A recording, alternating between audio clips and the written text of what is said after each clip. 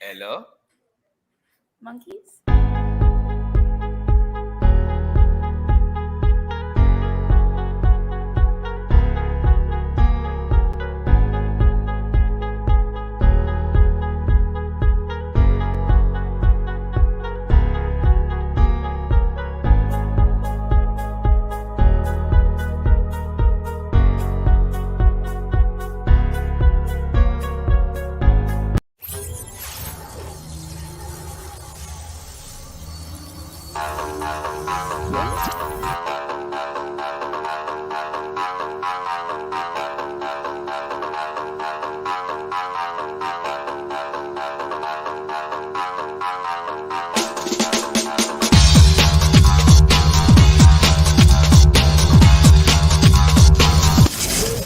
I'm scarred for life, but I'm set for life, and I'm set for life, but I'm scarred for life, and I'm coming at you. I'm fucking crazy. I'm fucking psycho, fucking insane. That's the fucking chorus right there. You nailed it, dude. You nailed it. You nailed it, and you visually transformed into fucking Joe Rogan there, You dude. did. You fucking, Oh, Joe Rogan, yeah. yeah, you did. You visually transformed That's yourself into Joe Rogan. It was amazing. What I miss? Yeah. Yo. Happy New Year. Ooh, harsh lighting. Hold on a second. Let me fix my studio. Happy the boo-boos. Happy the boo-boos. What's up, Djibouti? How's the All right, world? everybody out there in TV land, welcome to the first edition-ish of the 2022 Big Yes. Room. Getting down, you and you and you, Bang, all bang. year, every Wednesday. Oh, Getting yeah. wicky wacky woo. Oh yeah, we got new art in the background. We got new locations. We got amazing hair that grows out of our bodies. Look at us. 2022 is working. Working for us. And you can come work with us too by hitting the link that'll be posted here, where you can get involved with the Big Room by trading in your Big Room bucks and telling us what to do and what to drink. At the Go Drunk Me, also known as GoFundMe Go Drunk Me, which you all know as CF35, several other numbers. But much love. There we go. Welcome back to the Big Room 2022 edition. Boom. Episode 1. Episode 1. Season 3? Season 3, I think, technically, right? Technically season 3. S301. Oh my gosh, this is so crazy. We're starting season 3. Yes, indeed. Well, let's hear about what's crazy is Ad Hoc and Slay. Well, nobody has names down here, Yeah, by where's the our way. titles? Oh, yeah. I need a title. I'm entitled to a title. I blame Ad Hoc. I blame Jesus. Hey, but Ad Hoc and Slay, where you at? Where you at? Where you at? Is With it a baseball bat. Yeah, it is. Oh, the pill-shaped one was nice.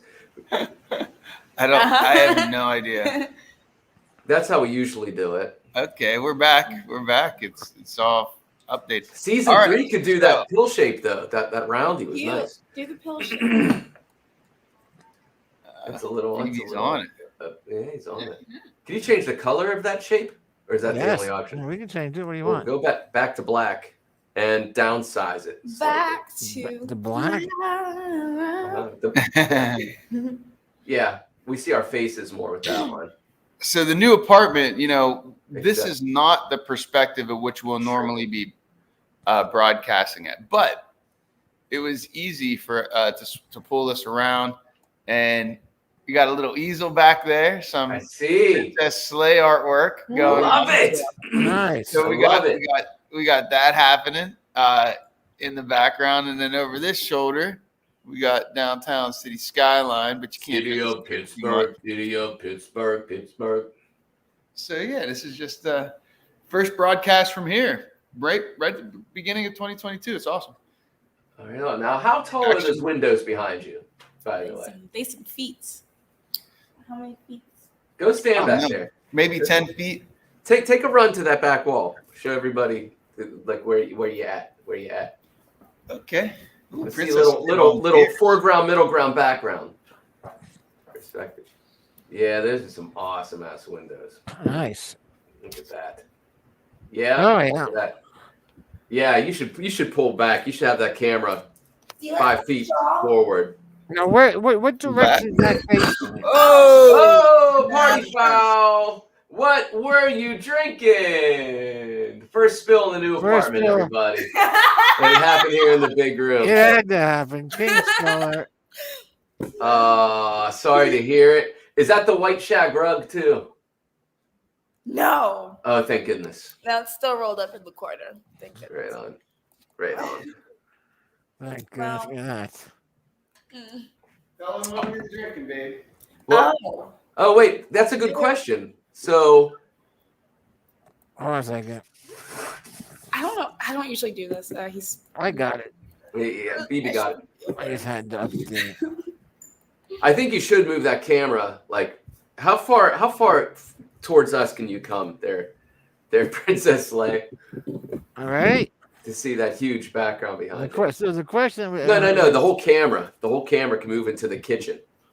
Oh yeah. Did you get it? Am I gonna slip and die? All right. Yeah, that's some perspective. Wow. I mean, you can still come sit closer, but that was great. That was great. All right. Yeah. Now we're starting to see a little perspective of the awesomeness of that location here. I mean, you can still come closer. That's like Grover. Near. Far. Near. Far. All right. So anyway, BB, what were we going to ask them again? I think we were going to ask them. We were going to say. Oh yeah. What were you drinking? BB is on fire tonight. Good. We are drinking. We decided to get our abs right for the new year.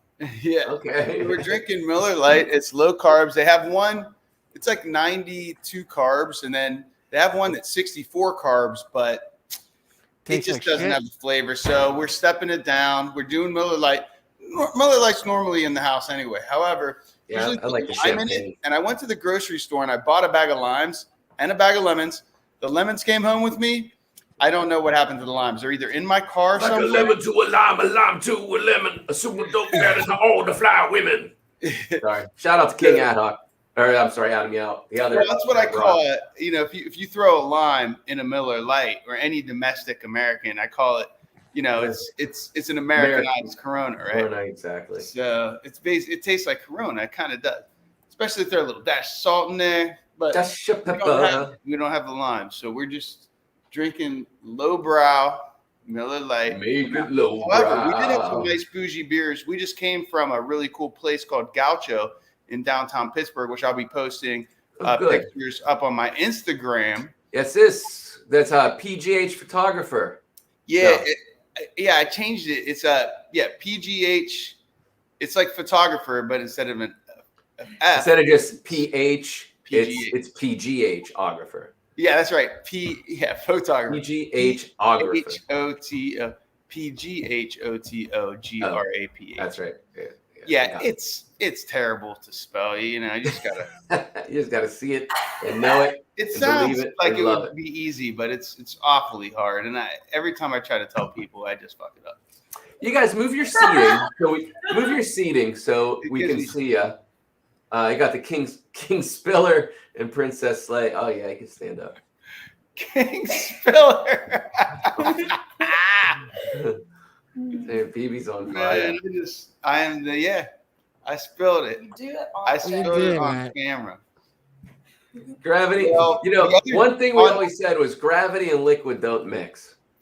On New Year's Eve, we drank after we all got together. Yeah. I got drunk in college quality too. Her and I woke up in the morning and don't remember going to bed, but we made it. We were in bed. Everything was good. It was just like, I don't remember the ending of the night at all. And I get up, I go look at the window, and there's a brown pool of liquid, like completely dry, but it's brown. It's on the It was window. a dark beer. I'm like, babe, what'd you do? I just blamed it on her. Immediately. She's like, it might have been you. We were blacked out. And I was like, oh gosh, yeah, it could have been. Could have been me. But if I'm like, normally I'm the one that just jumps on it and I clean it up right away. Except in that state. And so that's why I blamed it on her. But I did black out. It could have been me. I don't even know what it was. It could have been me. Could have been me. All right. Let me throw out some big room bucks real quick. He said could have been me. There's a song that I was just singing. It could have been me. It is by what band?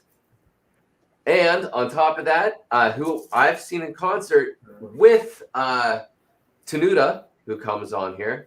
She introduced me to this band as well. Tenuta. And what animated film that is out in theaters that features this song in it? It could have been. It's out in theaters now. Sing two. It's in movie theaters right now. There's your big hint. It could have been me. Could have been me. Spider-Man. No. Animated. But anyway, there you go. We'll throw that out there. We'll come back to it. We'll see how many comments. I think there's only one animated thing in the theater right now. Ooh, what could it be then? What could it be then? What? Princess Leia, you said sing too, right? Did you? Yeah, that's correct. That's correct. Big room bucks to Princess Slay. Now, Princess Slay will be able to turn in those big room bucks for drinks. It'll all be posted eventually. What are you drinking? What are you drinking? What are you drinking? Me. And the monkey. Well, currently, all I have is the green tea. I'm thinking about cracking up a little Pilsner or Kel, which I got. Oh, yeah. I like the Urkel. The favorite Urkel. of Czech. Did I drink that? Pilsner Urkel. Oh, no. Oh, yeah. Anybody? Nobody? Yeah, no, yeah. It's valid. Thank you. 400 Big Room Bucks. That was the name of the TV show that catchphrase came from. Did I do that? And who's caretaker? Who was BB Rump? The name of BB Rumper's caretaker that loved that show. And who was the? Was that the one with the football star in it? I don't know. Pilsner Urkel. Urkel. I think there was a football star in that. Was there? I think so. I've never watched it. No, I haven't either. But I seem to remember there being a guy by the name of Con.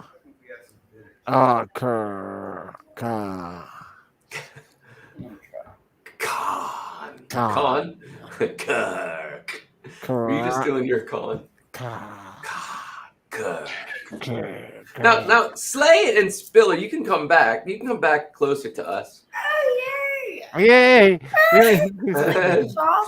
And what you're wearing is phenomenal, by the way. That is cool AF. I That's got awesome. it at this little boutique in Philadelphia. Nice.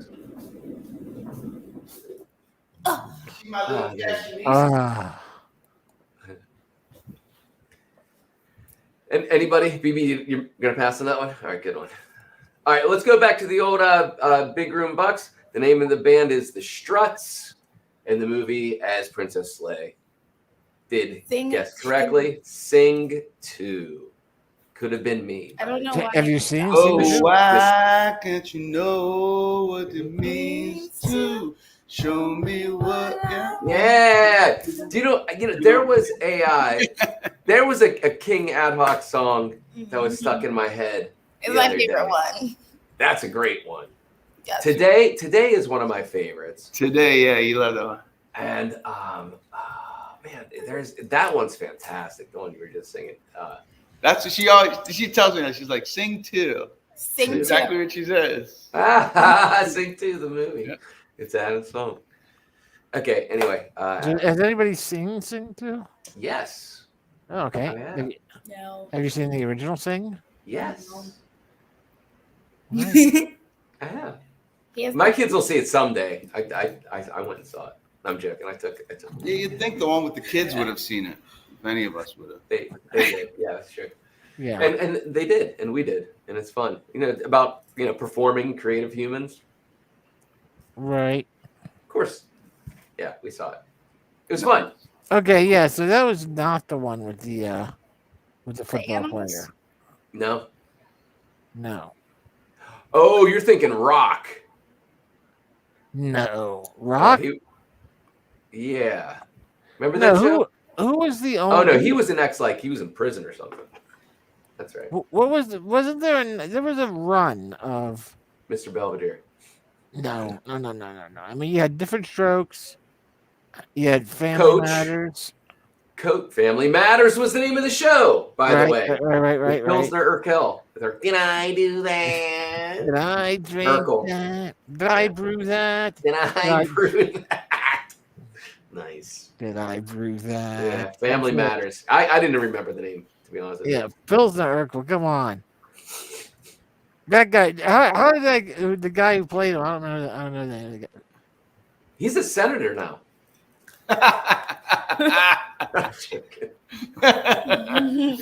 Just like what's his from Jar Jar? Him and Jar Jar on the same Senate floor. Jaleel White. Jaleel, that was his name. Jaleel White. Jaleel. He's on the Comic-Con circuit for the rest of his life. But there was another. I think there was another show that featured a small child with a Webster. Webster, that was it. With an adopted father of some sort, I think. Mm-hmm. Of course. Alex Karras. That was the name of him. That was his name. Right. That's another one of those white man savior TV shows. Yeah, right. Saved the small black child from Webster. Whatever happened to Webster? He married Michael Jackson. Great. Obviously. And was buried on Never Land Ranch. Now, what's his name? Man, that was a power couple. That was a power couple. And their beautiful chimpanzee child. I have monkeys on my head. On my body. What's his name? Is that a real song? Watch this one TikTok of these monkeys just like crawling over people, and I made my God. In Bali? Is it in Bali? Yeah. The kid from Different Strokes is now officially dead, right? Yeah, the older brother. Oh yeah, Todd. He was a Todd. That's why. Yeah, the younger one too, right? Maybe both of them. I'm not sure. What's that, BP? I think they're both dead. Oh, yeah. What was it? Gary Coleman? Gary Coleman, right? Yeah. Right. Yeah. What about the? Okay. Here's some conspiracy then. The white child that was adopted in it, is he still alive? Hey there, Mr. D. I bet you he's still alive. Oh my God. On the same family? Hey there, Mr. D. Hey there, Mr. D. Oh, that kid. Oh, yeah, that kid. I hated that kid. I hated that kid, too. Oh, we all hated that kid. Everyone hated that kid. And then Webster. Such a little ass kisser. Oh, Emmanuel. Yeah, it's his name. Emmanuel Lewis. Yep. Is he dead? And Gary Coleman. Are you doing the research or am I? I'm looking up Emmanuel Lewis right now. Okay, I'm looking up Gary, the man Coleman, and see what Gary Coleman. I'm pretty sure he's dead. He was. I'm pretty certain as well. Emmanuel. Everybody out there, 300 big room bucks. What was Gary Coleman's name and his brother's name on the show? Different Strokes. Is that a real question? Oh yeah, it's like 300 big room bucks out there. Not to you guys, just it's to the audience. Emmanuel. What you talking about? Is still alive. Gary Coleman is still alive. Is he? Whoa. No, he's not. Not dead. He's dead, right? 12 years. 12 years ago. Sorry. Normally they have it on the same line. It was on a separate line. How did he die? Did he kill himself or something like that? No, he was in a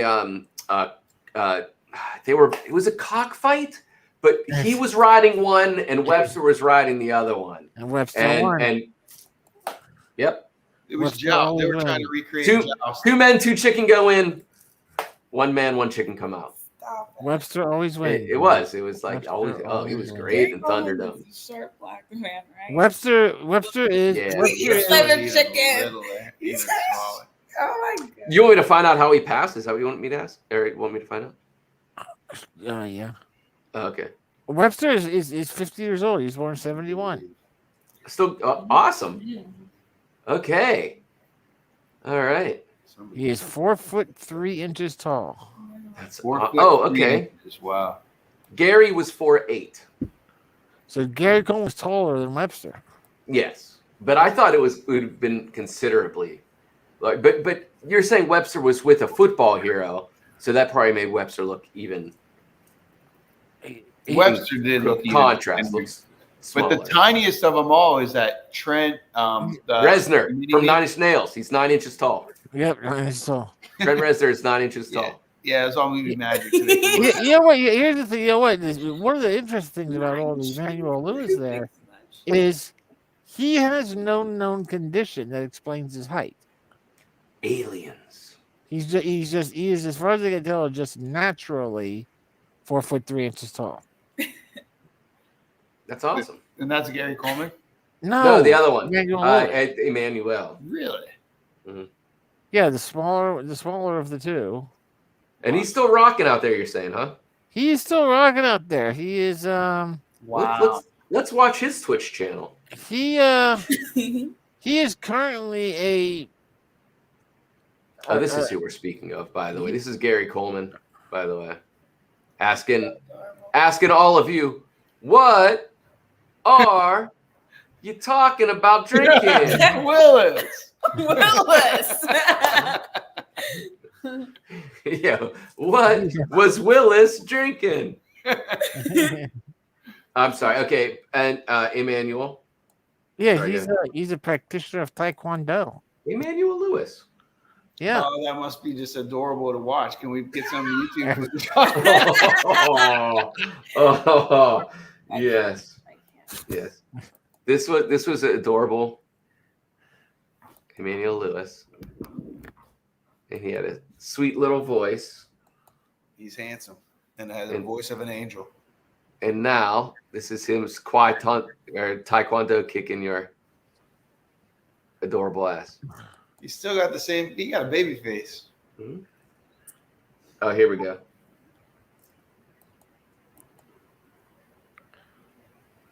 Look at that stance as an adult. That is a Taekwondo stance in that photo. He is fluid and ready to kick your ass. Look how rigid. He practices stiff as a board falcon. He's pulling the head back. He's like, I'm not showing the chin anymore. Not doing the chin thing. Oh, and yes, he's been in another TV show. That has like a family name to it also. Are they twins? Yeah, Rico Rodriguez. No, Rico Rodriguez is in a sitcom with Al Bundy. Is he also a tiny person? It's been on for years. No, I don't think so. They Maybe look identical. Eventually. They look like identical twins. There is a website called TotallyLooksLike.com. I'm going there now. Sounds fun. It does sound fun. It could be a bit on our show.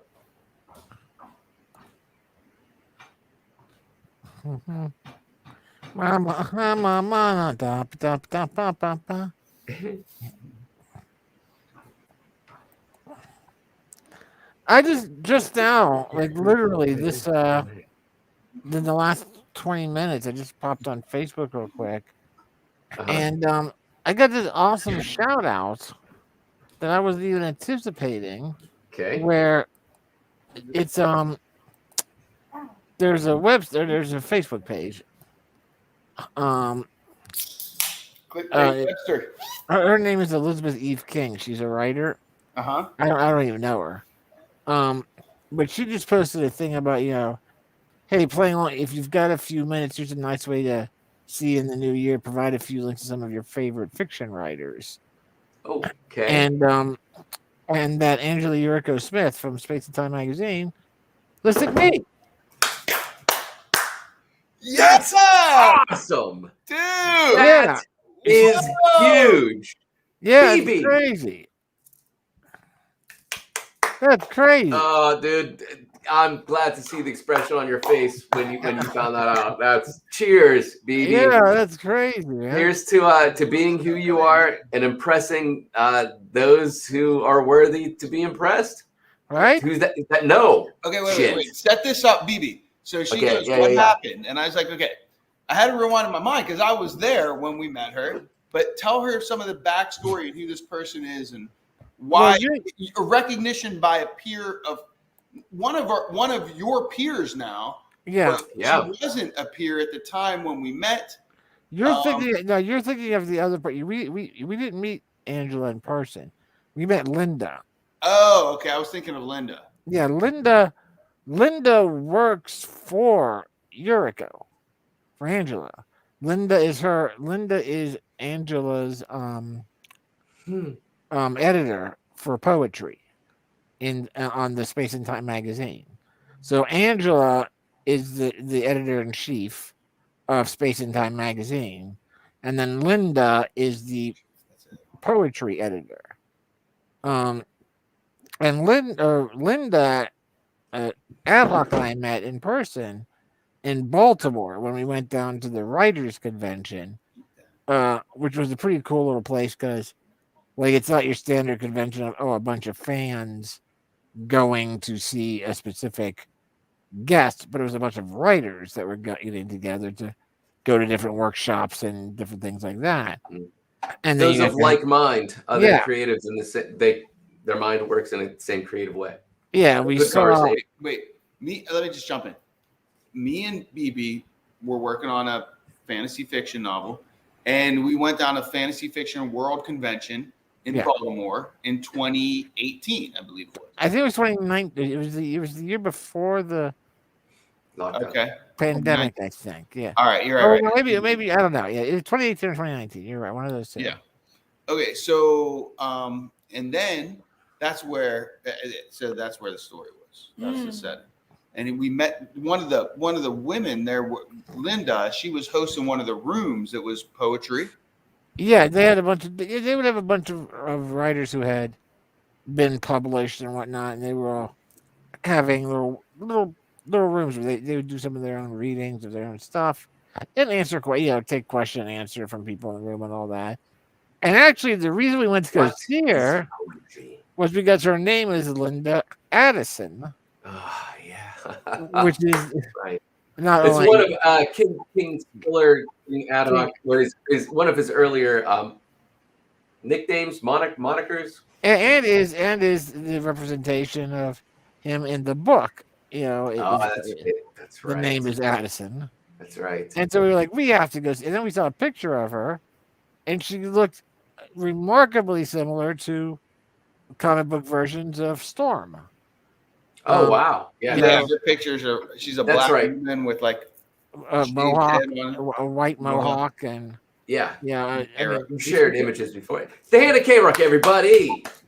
First appearance, the first sighting of the Hand of K-Rock in 2022. So Linda, she looked like Storm in her pictures. Really. Yeah. Oh man, I used to have a crush on. Absolutely, when she went to the Mohawk with the Marauders, it's hot. We went to go see her and answer some of her questions. I don't even remember exactly why or how we hit it off. I think. Wait, she was reading. Did you read something in that room? I don't remember. Did I? Poetry room. I feel like you did a poem in that room, and you cried. I cried. Beautiful. Yeah, I might have. It's beautiful. You touched. It went around the room. I don't remember. I think there was some. And then they kicked you off. Yeah, I remember they went around the room and asked. Touching everyone. And then somehow we talked to her at the end. At the end of it as well. I don't know. It's all vague now. But really ran into her a couple other times, and we talked to her, and then when we got back home, she had sent an email to me saying, "Hey, do you have something you would like to submit for, for the magazine that I do the editing for. Hey, everybody. Cheers to the Hand of K-Rock in 2022. And, yes, cheers. Oh, clink. For some reason, I actually thought it was. I thought it was Sure. a computer. Just. You thought you were in there. Mhm. I was like, why is it not making a sound? Make it happen. Clink, clink, Mm. Good. clink, clink, clink. You can step around this side. That's it. Clink. I'll be closer. Oh, I just hit my microphone. I step around. Boom mic. My boom mic operator isn't paying attention to me the way he should. At least you're keeping it out of frame. Yeah. Strong. Uh-huh. Yeah, give him strong. But yeah, and then so when we got back home, she had written an email to me asking if I wanted to, if I had anything to submit Doing a party. to the article, and I wrote that short little Did he? He called a short. what am I afraid of? What am I afraid of poem. And then they published that in Space and Time. And she's been in contact a couple other times, but she introduced me basically to Angela. Angela! Angela. What was the name of that TV show from the 80s, 2000? Big Room Bucks. Without- Angela! Sorry, go ahead. Right? Yeah. And what was the name of the main character's what was the actor's name? Jennifer Aniston. He was Samantha, Angela, Samantha. Sorry. Rocky? No, that's That Very is- good. That's correct, but no. but no, not him. That's who he was. The same area Yeah, of the dialogue. The Dialect. same background, the same, yeah. He Yeah. was in another. Oh, more drinks. A different Italian stallion. He was in a different, more famous sitcom. In the 70s with Andy 70s. Kaufman. Andy Oh, Kaufman. yeah, that's right. And Yeah. another individual of very small stature. Not Oh, yeah. Webster. Not Webster. No, more like the monk stature. Yeah, more like I'd say a little smaller than the monk, but Oh, good. Thank still you. pretty small, I think. I don't know about that, but Alyssa Milano was in that show. Yes, Yeah, the she little was one, hot. okay. And not Angela. And that was Samantha. She played Samantha. Samantha. Right? Samantha. Right? Yeah. Right. And there was a child also in that show.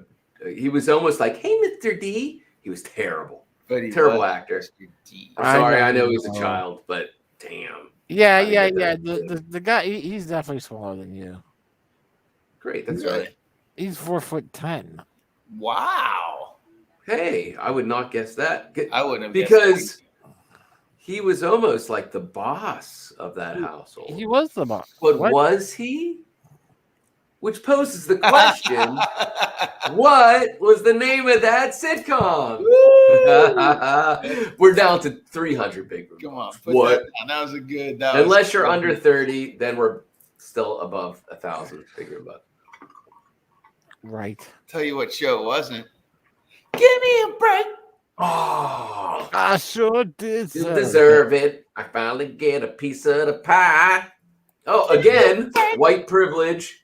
Fucking everyone was white except for the The star. maid. Yeah. Grace Jones. But she was the maid.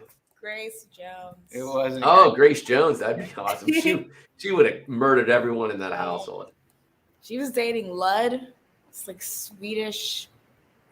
Look up Lars Grace Ulrich. Jones. Yes. Lars Urkel. So beautiful. No, his name. He played opposite of Rocky in Rocky 4. You know who I'm talking about? I lost. Yeah. Is that the Thread? Rocky 4. Yeah. That's Right, or too was it Rocky 3? So that's Right. not longer. That's not Dolph. Dolph Lundgren. It's That Dolph. was 4. Dolph, not Dorf. That was To be 4. confused with Adam's interpretation of how to say the word dwarf. Dorf. Dorf does golf. 6,000 big room bucks. Who was the comedic genius that did Dorf on golf, which was one of the first Oh. to VHS only television sitcom shows. Yes. Oh my God. It was never on I television. There can was a still bunch of picture skits. him. It was like the precursor to YouTube channel, Yep. Yeah. which you would have to order it. Wow. Yeah. Okay. That's like 4,000. What? 8,000 big room bucks I know for the our answer the to audience it, yeah. on Twitch, maybe. I know the answer to it. Yes, indeed. Yes, indeed. I'll bring it up here in a moment. What the hell were we talking about anyway? Oh yes, writers. Okay. Yeah. So Oh right, yeah. So Linda, who we met in Baltimore in late 2018, early 2019, whatever it was, at a World Science Fiction Writers Convention. She was hosting a room on poetry. Somehow we connected with her. I feel like BB said something, read something. I don't remember. I know. Yeah, I know. I feel like I was read trying to something. remember my poem, the only poem I remember that I can recite of mine. But I don't recall getting a chance to read that. In any case, at the end of the thing, I think she just did a really good job, and we did talk to her. And I don't know, we saw her around a couple times, but when she actually saw some of your writing, she loved it. And then there was some serendipitous stuff that happened. Yeah, where by way of getting that poem published in Space and Time, I didn't meet, but I met online Angela Yuriko Smith, and who is the editor-in-chief of Space and Time magazine. Mm-hmm. And so went back and forth with her a few times, just talking to her. I didn't get anything published in the book or in the magazine by talking to her, but then she started early this year the Iron Writers contest, and I entered a few stories there, and I won the one quarter, and then the championship is coming up later this month, and so I'm going to be writing another story this week, and I'll let everyone. Are you? You're muted. Awesome.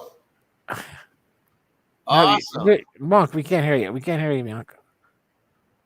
We can't hear you at all. Now can you hear me? Yeah, we hear you. Okay. I'm sorry. I'll do the joke again. I'll do the bit. Yes, do it. So how'd you meet her again? That's That was nice. the bit. That was the bit. Sorry. But yeah, no, yeah. So I'll be sending out some notes later this week and then next week over the broadcast when the championship round is up and voting is up. Oh, you're gonna ride the other chicken against Emmanuel Lewis. Yeah, KR The championship. Yeah, that's awesome. Yay! So you're going to be writing a fresh new story this week that you haven't even started yet. Yeah. Yeah. When did they send you the info on what to write about? It was up Monday. I looked at it night before last. Uh-huh. And the pictures, 4 pictures. Can you share them with us? And we'll write a story for you tonight that you'll have to submit underneath your name. Nice. I can show you the pictures. Yeah, they're all up Yeah, there. please. The pictures are right. Okay. Did I do that? Oh, Jesus. Hey. Here's the first picture.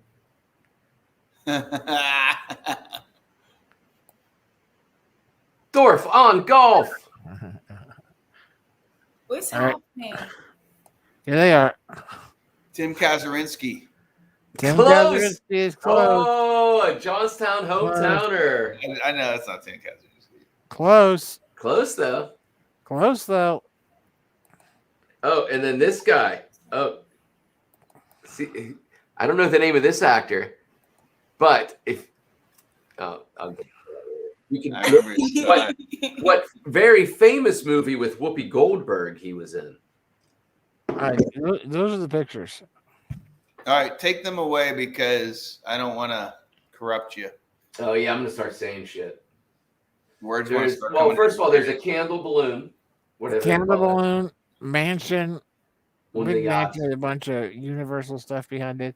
A very tiny cupcake With some brain matter on top of it. and fireworks. That's not fireworks. That is like some kind of like Underwater Look sea at that. creature. I was underwater sea creature or an entity that would show up like in Next Generation. Yeah. What was the actor that you were showing? I didn't see it. Okay, you'll get it. Maybe. I have no idea what his name is, but he showed up in a bunch of stuff in the 80s. Oh yeah, I He know had that a really guy. deadpan, like one of the guys that you would say that I'm sure he was told you'll never make it in acting. Oh yeah. Oh yeah. I mean, for the obvious reasons. I mean, Yeah. and then he made it, but then you can't stay there. He like spent all, you know. Spent all his money. Like, he's not in there now, but he's probably spending all the money he made to try to get back in. You know. Well, I'm sure it was gig to gig, but he has probably been in more films than Mel Gibson. I'm saying it. Right. I'm saying you heard it here first. Wherever he was in more films. Let's see. What was that guy's name? Mel Gibson. You got to start in Night Court. No, really? I feel like He was in. Was it? Yeah. That's him right there. Vincent Schiavelli. No. 80,000 big room bucks goes to BB Rumble. But my question is, what movie was he in with Whoopi Goldberg? I don't know, The but you know Nun. No, not Sister Act. So Sister Act. It wasn't. I know him. I just heard Whoopi Goldberg, and that's exactly. He That's played where a you go major. first. He played a major character in an episode of The Next Generation, Star Trek Next Generation. Did. Oh wow. And he was definitely that's so crazy that that's awesome. That's awesome. I put it together. He's dead, by the way. Damn. Yeah, he's all dead. the greats. All of the greats are gone. He was fucking pretty young, dude. He was only 57. Webster took him out too, at the Chicken Ranch fighting octagon. Down. He was 6'4" tall. Wow, no wonder He wasn't look like a fucking monster, dude. What was his name again? Vincent Schiavelli. Oh, good. Great name. Yeah, Vincent Andrew Schiavelli, 6'4". How do you spell Schiavelli? CH? Oh. SCH. Gotcha. Man, that's the top one. Yeah, dude, he was a food writer. He made some living in writing about food. He liked to eat. Yeah. That's not him. The last one was not him. Yeah, it was him. That's him. Oh, it is. Do you know what I thought it was? No. Larry. Larry David. Oh, yeah, not Larry David, no. Not Larry David. Larry Who was David on is still alive.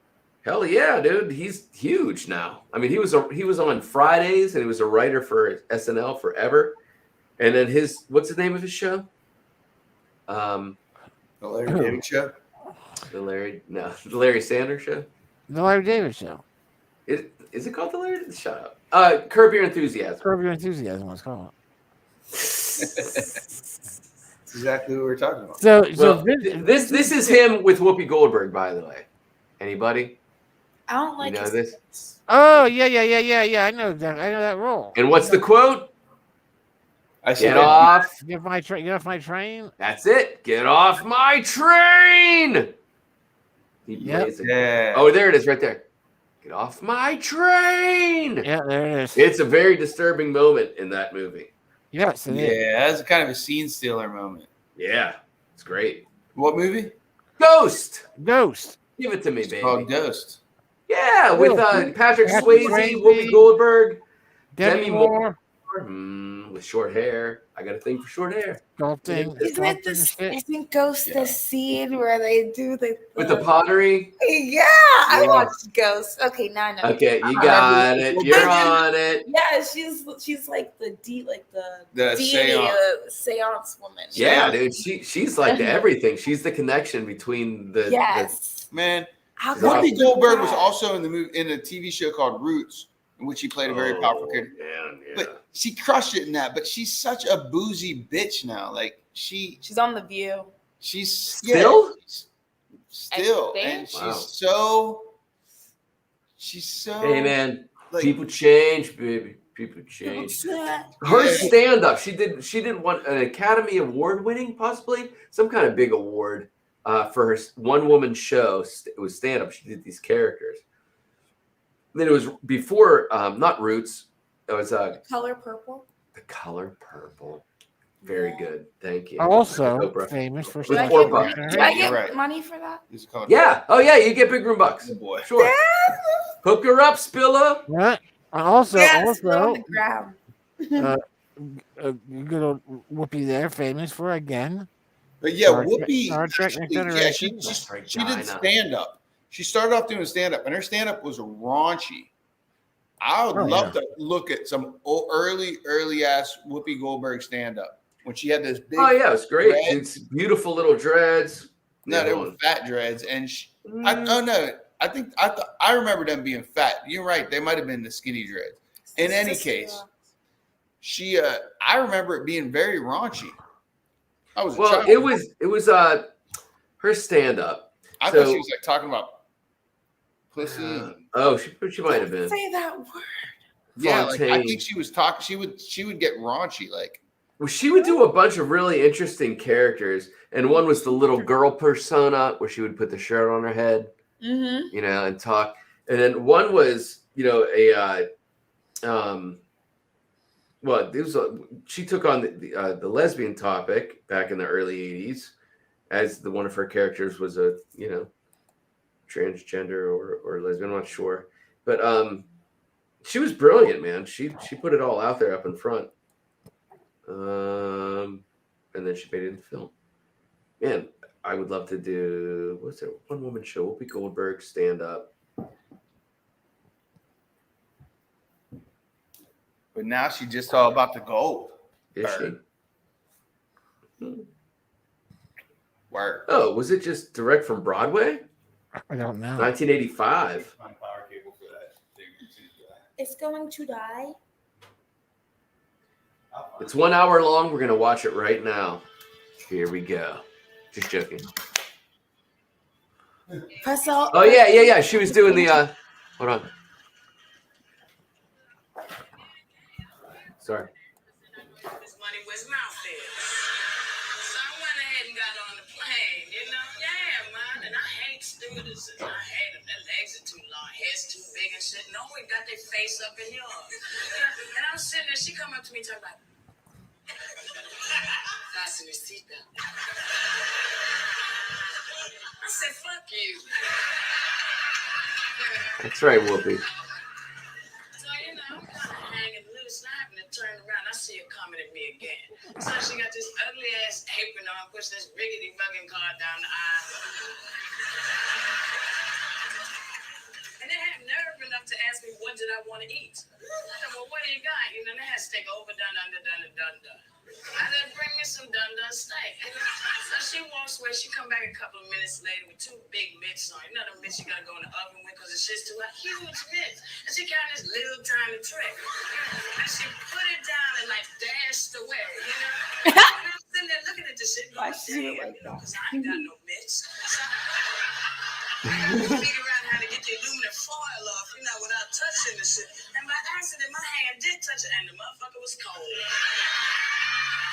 There it is. All right, that's one character. So I threw the shit down, I ripped off it. And it was really amazing because, like, the moon was there, and the stars were there, and the ocean was there, and the sun was there, and I was there, and you was there. Like, we got together and did it.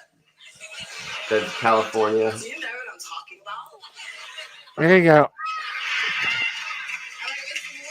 It was really interesting. You know, it was so nice. I like when it was done, like, it's Really like fresh. So, like, I said, okay, they said, okay, we said, okay. Oh, I still say that. That's from her. I wake up and I wait by the time. I said okay, he said okay, we said okay, okay. And it totally doesn't ring. Like, after about 3 weeks, I figured out, oh, he's probably not going to call. And that was, like, okay, because, like, I didn't take it personally, you know. But, like, I just went on with my life. And, like, 3 more weeks went by. And, like, until I wake up one day and realize my friend hasn't come.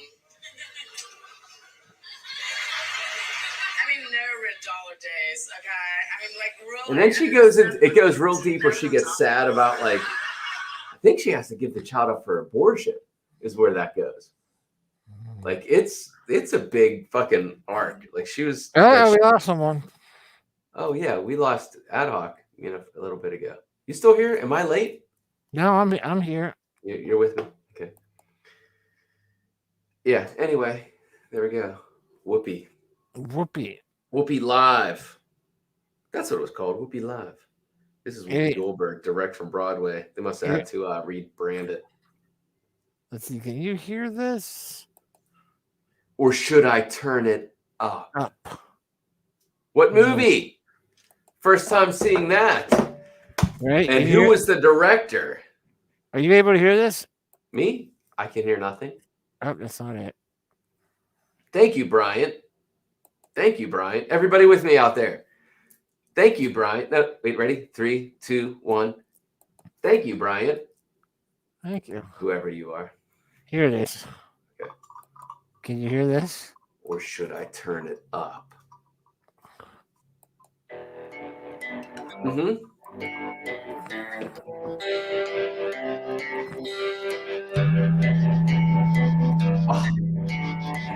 Oh, that's right. Can't say those words anymore. Gary Coleman.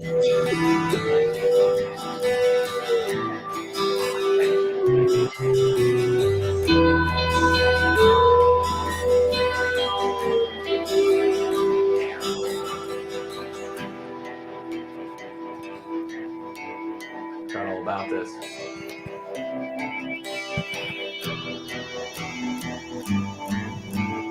Has a little sanitarium about it. Right.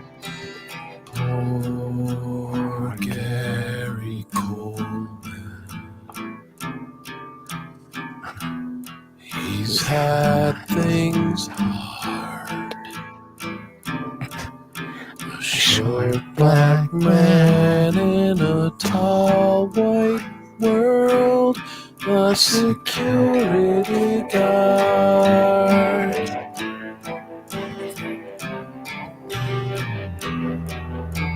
Laughter's gone now, but the joke remains. Everything is different, but Gary's the same.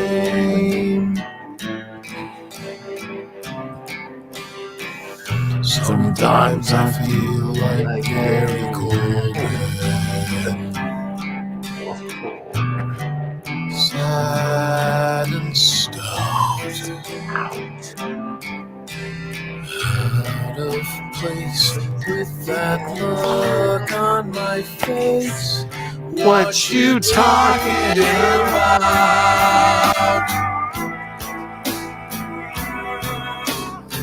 Sometimes I feel like Gary Coleman. I thought it was a mock. Who knew who was drunk? Their drunkest fans were. But I don't mind. We all feel like Gary Coleman sometimes. Everybody feels like Gary Coleman sometimes, except the actual Gary Coleman who finds he almost always feels like Gary Coleman. He says, why couldn't I just have died? Never commit suicide.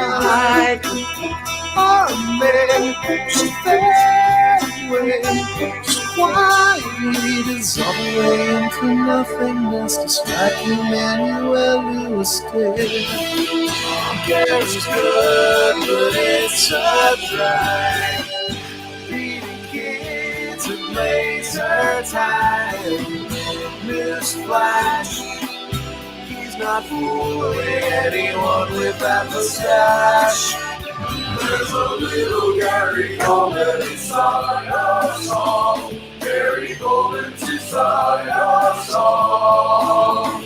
There's a little Gary Coleman inside a song. Gary Coleman's inside a song. Gary, there's a little Gary Coleman inside a song. There's a little Gary Coleman inside everybody. There's a little Gary inside a song. There's a little Gary Coleman inside a song. There's a little Gary Put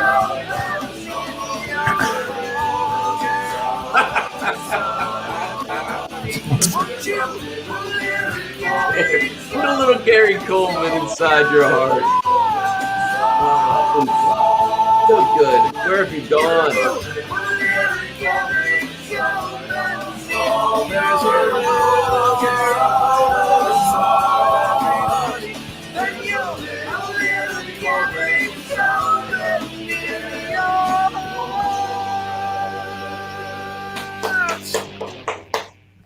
Damn. Ookla the Mock. Ookla the Mock. Please look them up. I hope they're on all your favorite streaming platforms at this point.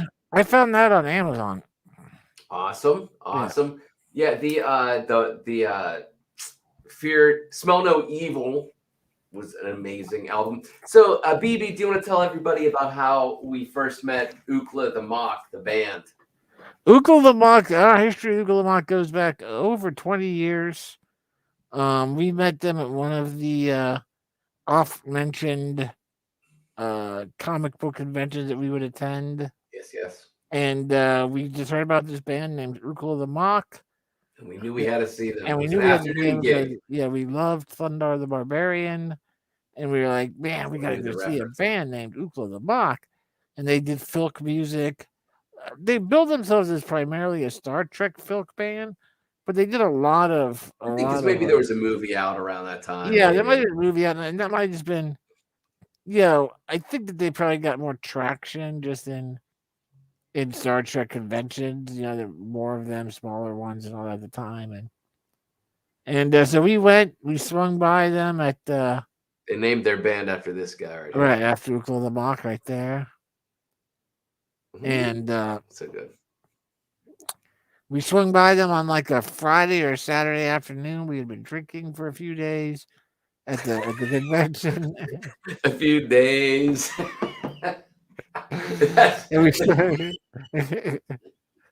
That's funny. It's funny because it's true. True. But we went to the show, and I don't know what the deal was, but we were like the only people in the crowd to get the jokes. There were so many jokes. Like they were slinging them out. Every song had like they had jokes about like 40 Dark jokes Man, in a 3.5 Dark Man 3 and Spider-Man and I studied under the Ancient One. And just references. Just references that we like point at and go, no. And then we went to like Mr. Potato Head. Yeah, was hilarious. Which got picked up by a Disney show. Cartoon called it was like he's got like an Encyclopedia Brown. Yeah, it was really good. It was good. Yeah. Anyway, it was good. I've watched several episodes of it. Yeah, it only lasted a season or two, I think. Yeah, not even two. Yeah, but anyway, for whatever reason, like in the middle of the show, the one guy, I can't remember if it was Rand or Adam. Rand or Adam, and he was like, I don't know if they're sitting in the sweet spot of the room.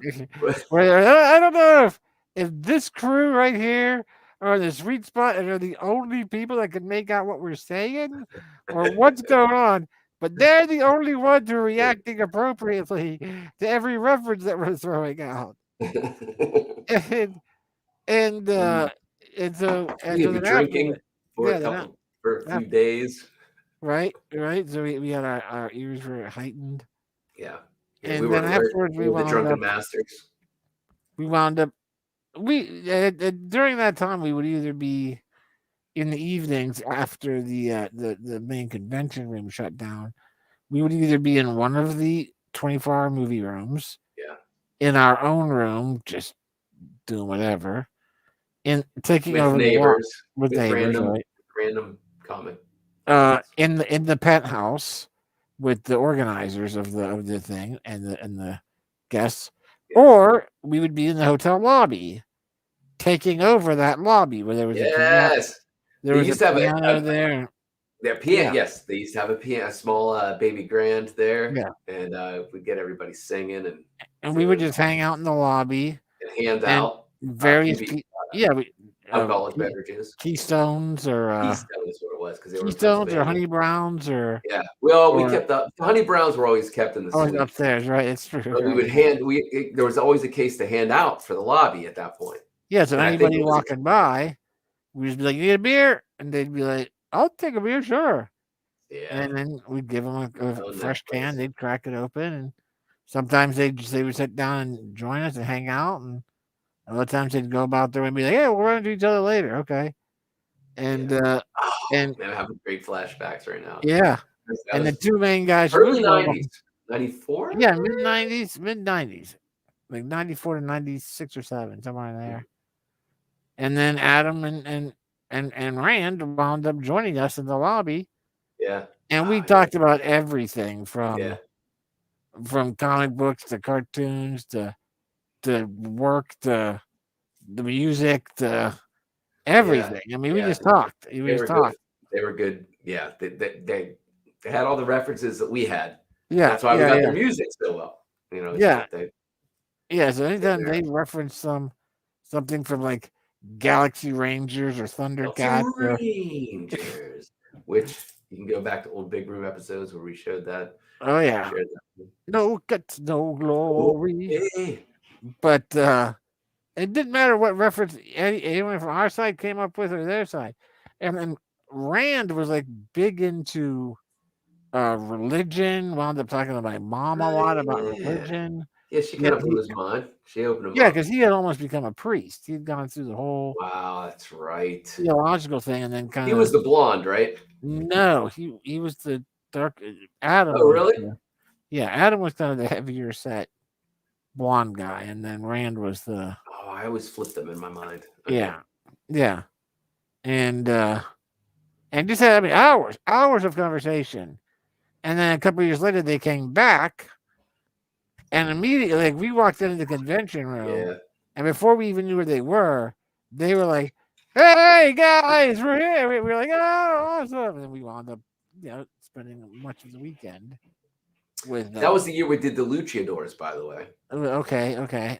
Because Nice. I remember when I went to get the new CD signed, which was Okay. Smell No Evil, their rock opera about monkeys About monkeys in being space. shot into outer space. That's such a great story. It is good. It's amazing. Too many monkeys.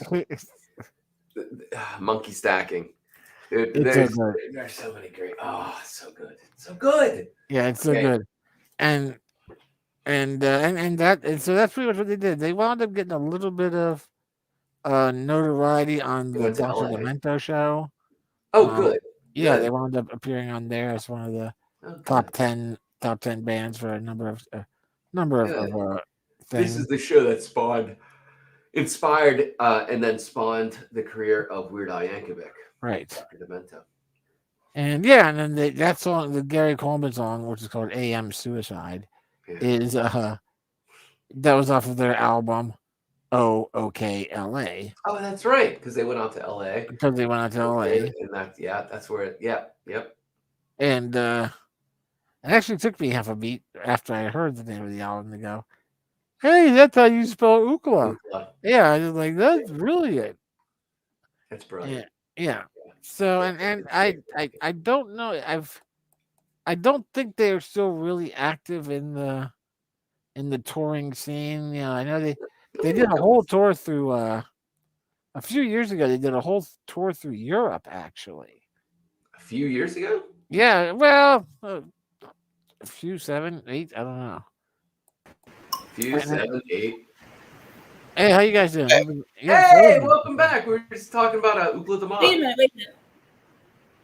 Do you really watch animal porn? Oh God. Oh no. Oh, I'm just I want to clear this. that was a setup.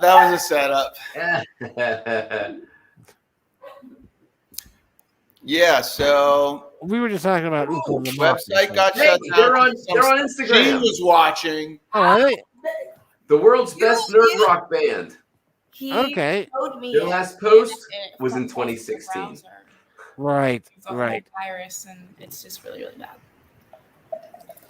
Yeah, I knew I had them on on Facebook and a newsletter that they used to put out, and I haven't gotten anything in years. So I don't really know. Yeah, I think they've eventually moved on to more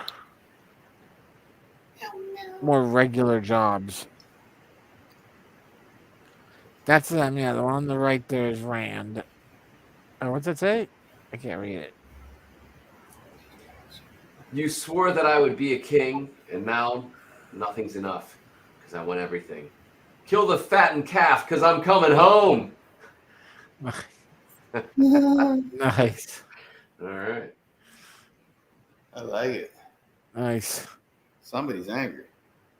Yeah. Oh, and here's a big copywritten write down.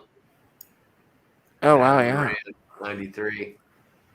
93. Only 7 likes. No, 2006. Come on. Or 2016, I mean. Anyway. Nevertheless. Oh, I want them back. Let's start writing fan mail to them. Right. Make them come out of retirement. Right, for one more show. Brilliant. One more show. That's great. They did Euro. Yeah, they did a tour through there with Final Countdown. Yeah, so that was cool. That was the name of the band that did that song, Euro. All of the kids in my neighborhood know that song, by the way. Currently? It's in commercials. And that's why. Really? Yeah, it's one of those songs that somehow just stuck around forever and Never went away. It's the hook. The earworm. Yeah, that's what it is. It's a hook. Earworm. is an earworm, and it is great to use for commercials. It's the final countdown to you get your Chevy truck at premium cost. Nice. All right. Hey. So that's what we're exciting. Oh, you know what? Ad hoc and Slay. Yeah, Are you still on the Miller Lite, or? Yeah. That is what you're drinking. What are you drinking? Did we ask? Oh, get tea. How the hell did that happen? I mean, I just need to know. What? You're drinking.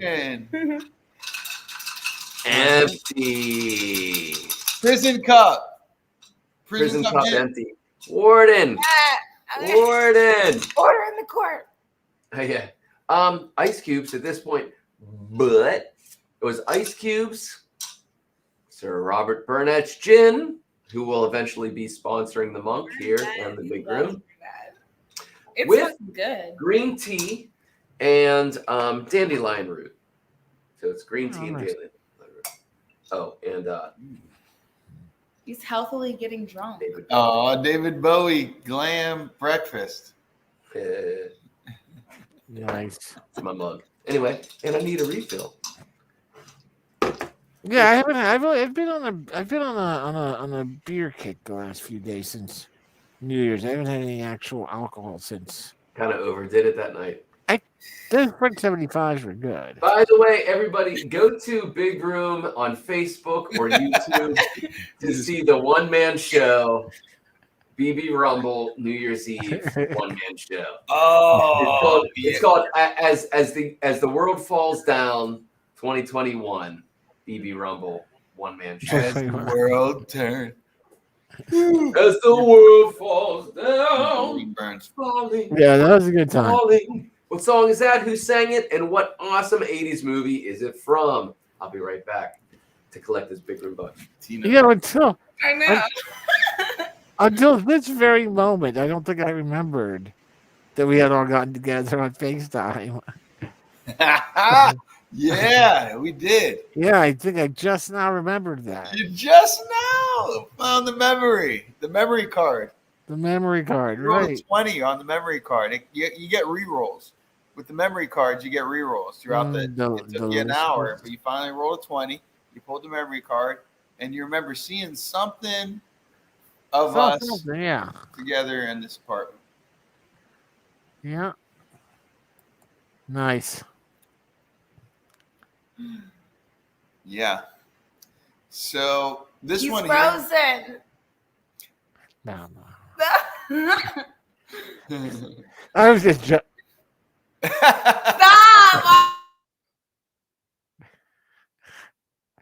no, I I'm did. so good at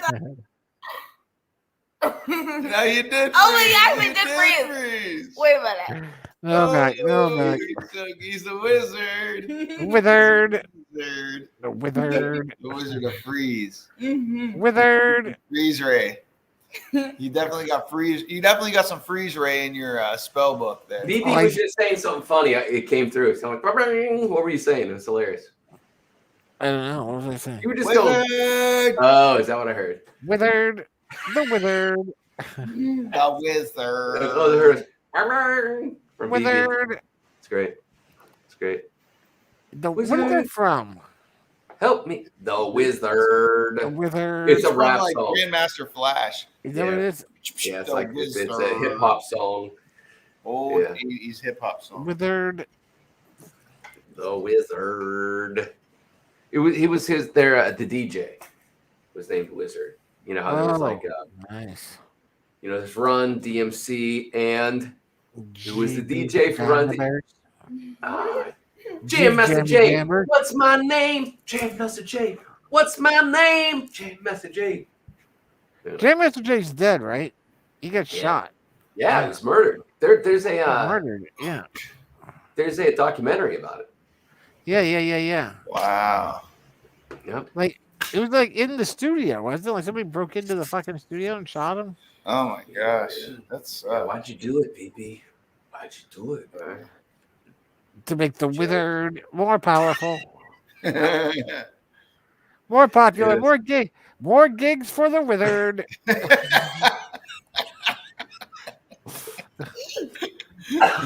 Oh, you cleared my lungs on that one. Woo, woo, woo, woo. It made me go Hazy. Yeah. Oh, that was good. Good More stuff. gigs for the wizard. Oh, that's funny. The wizard. That's why I shot you. I Shot the sheriff. touched my mic because you might get shot. All right. EPMD. That was Don't EPMD. get too close because you might get Shot. shot by the wizard. EPMD. 1980s hip hop DJ The Wizard. Nice. We'll find out. Oh, it deleted it immediately. Flash. Conspiracy theories. Google's even in on it. Who was the 1980s hip hop DJ The Wizard? Give it to me, baby. Well, Grand Wizard Theodore, a DJ Red Alert. He was down with DJ Red Alert. Okay, hold on. We got alert. DJ Red Alert. Other names: TT Wizard, a Titty Wizard, Tony A. The Wizard, Jeff Mills, The Wizard Mixes, I can't. Titty whistles.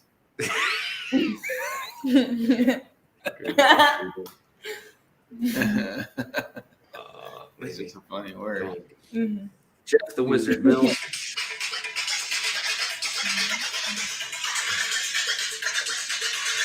The wizard.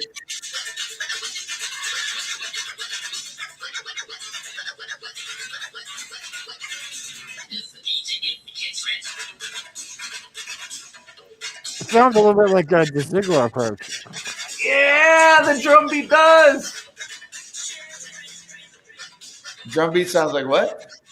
The The Ziggler Ziggler approach. approach. Run, Captain, run. Run, Captain, run. The Ziggler approach is start the drum solo. Yes, start the drum solo. I gotta Tony A. The Wizard. Let's see. Maybe it'll say who he played with, worked with. The name's occupation. Known for the Rhodium mixtapes. Yes. Early career collaborations. Dr. Dre and Eazy-E, Ice Cube, MC Ren, DJ Quick, Young MC, Tone Loc, JJ Fad, and we're here to rock. Sir Jinx from the Lynch Mob. All of I them. see. Second to None. AMG. Be Real from Cypress Hill. Sean Dogg from Cypress Hill. Mellow Man Ace. Tina Marie. Ooh, Crazy D Love from NWA. fortunately. Lawless. Little Rob. Kid Frost. Fosom. Slow Pain. G-Fellas. Nino Brown. G-Fellas. Desi D. And more. Tony and High C were the first rap group signed to Disney Hollywood. What? Yeah. Well, what the charts? Okay, here. Come on, no. I just want to hear what's on. The Wizard. Is that from a Dr. Dre thing? No. The Wizard. Mellow Man Ace. I don't know, man. God, my ears. Okay, that's all. That's as close as we can get. You out there in Twitching, in Twitch land, please, if you know the reference, do your homework for us, please. We got a show to do here. We can't get down this wizardly rabbit hole. All right, that's all I got. By the way, speaking of rabbit holes, follow the White Rabbit. Has anyone gone down the Matrix? No. trail? I Not started yet. rewatching them, and I'm having trouble getting through the first one. It's so good, but I know it's so goddamn well that I don't really want to. I'm finding it hard to watch the whole thing. See, I didn't know. I was able to shoot through that original trilogy again. Yeah, I'd love to, but like my window of watching shit is so limited that Right. that's like it's Mine it's too. not- Aren't they like 3 hours long too? First one's only 2 hours. First one's 2, then it gets up there. Yeah, the you're second right. one is like 240, 235. It's so good. That Yeah. third one is unfortunately forgettable. Yeah, the third one is more in the 220 range, somewhere around there. 22.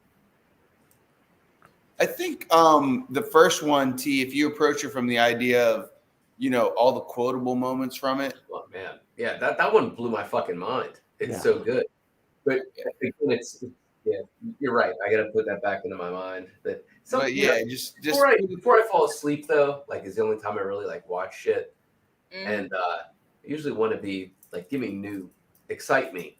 You know what I mean? Like, give me something new. really excite you Yeah. before you go to sleep. Yeah, Yeah. excite my mind. Yeah, and then I put on affirmations that Mm-hmm. The I listen ASMR. to all night. Yeah. You got some Keeps me there. ASMR So affirmations. I'm created. Yeah. So yeah. Well, yeah. I mean, Oh, you should. I'll share them with you. You are king shit of fuck mountain. Which is a quote from what sitcom from HBO? King shit of fuck mountain. BB. Oh, yeah. Oh, fuck. I feel like I know this one. Oh, it's good. It's I good. know. That's a good one. And he went on to do so much. He hasn't stopped working. Yeah. I don't know. And Better Call Saul. There's my hint. Oh, okay. Yeah, his first breakout TV show was a sitcom on HBO. You want to Came go out to right around the time as Tenacious D, the sitcom, or the HBO Showtime HBO HBO, yeah. show. Why which would you gave want us to Jack go Black. to Christianity, which demands you're worshiping some other being, when you can join our church and you can be king shit of fuck mountain? Mountain. That's the quote. Yeah, that's basically what I it is. didn't Yeah. bring it up. What is it? I'll look it up on my phone. What do you think there? Let me see. Maybe start with King Shit of Fuck Mount. Could Oh be. yeah, that's a good point. Let me see. It's a pretty quotable quote, I guess. That's gonna be my rap name someday.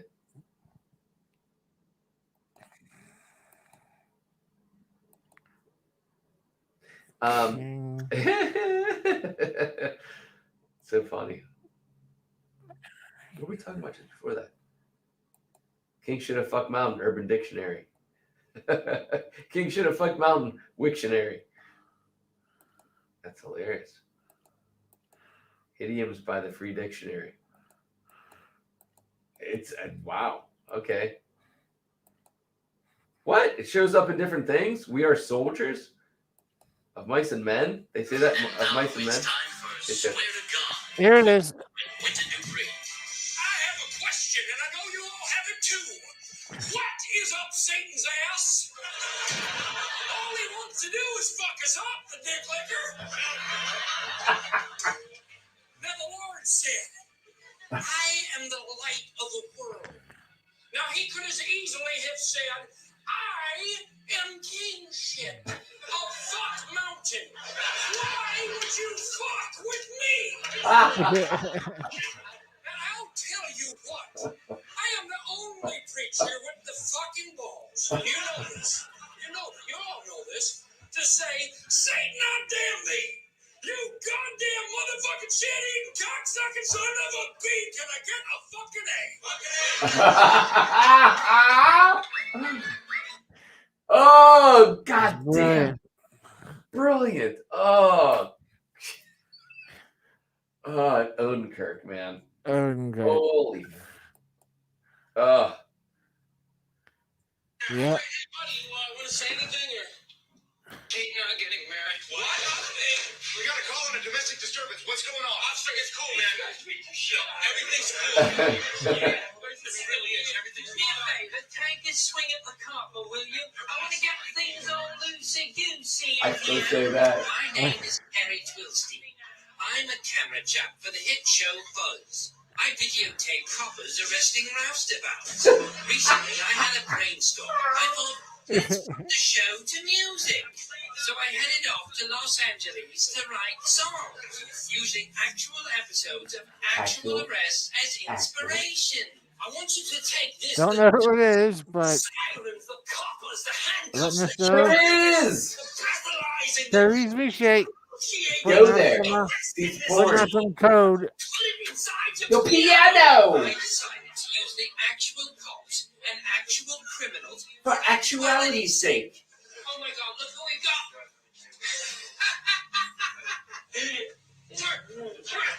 Yeah, you It's a are, British boy. thing. It's so good to see you as a European greeting. Come along, Terry. Soon, Tammy Dobbs, our very first abused wife, arrived. There's little fella. There's little fella. The grand reunion Continues. At last came our star, Ronnie Dobbs, the most arrested man in the history of the show. We're all here! That bitch fine! Don't worry about that. Luckily, Ronnie Dobbs, Ronnie Dobbs. officers, everyone's here. It's Ronnie, everyone. Star of the show. Tammy? Ronnie?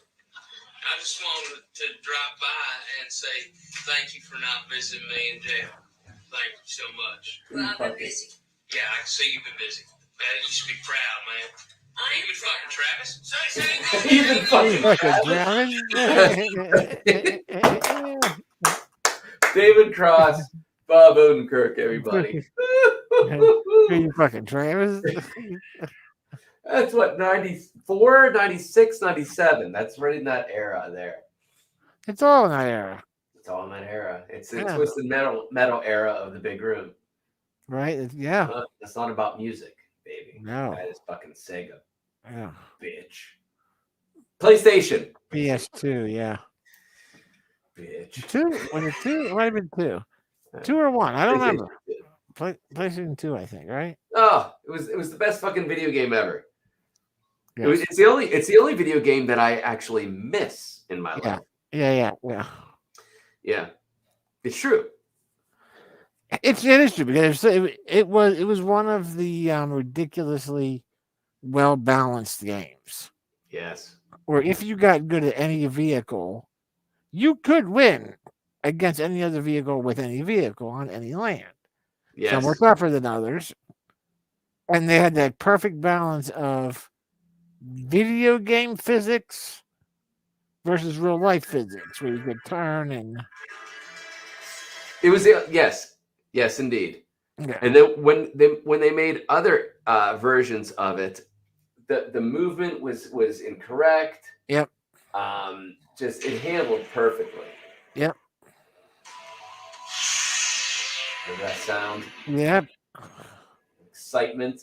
The shit was going down. Here it kicks in loud.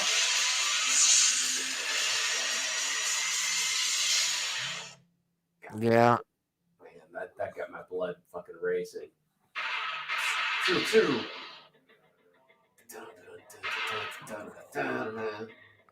Yeah, that was something else. Man. So you were able to choose your map. Oh, I'll get the stories there. Okay. Nevertheless, we went on this road on the show before. You can go to past episodes where we had other champions of Twisted Metal on besides myself and BB Rumble. Yes, indeed. There was shiggity shizzle.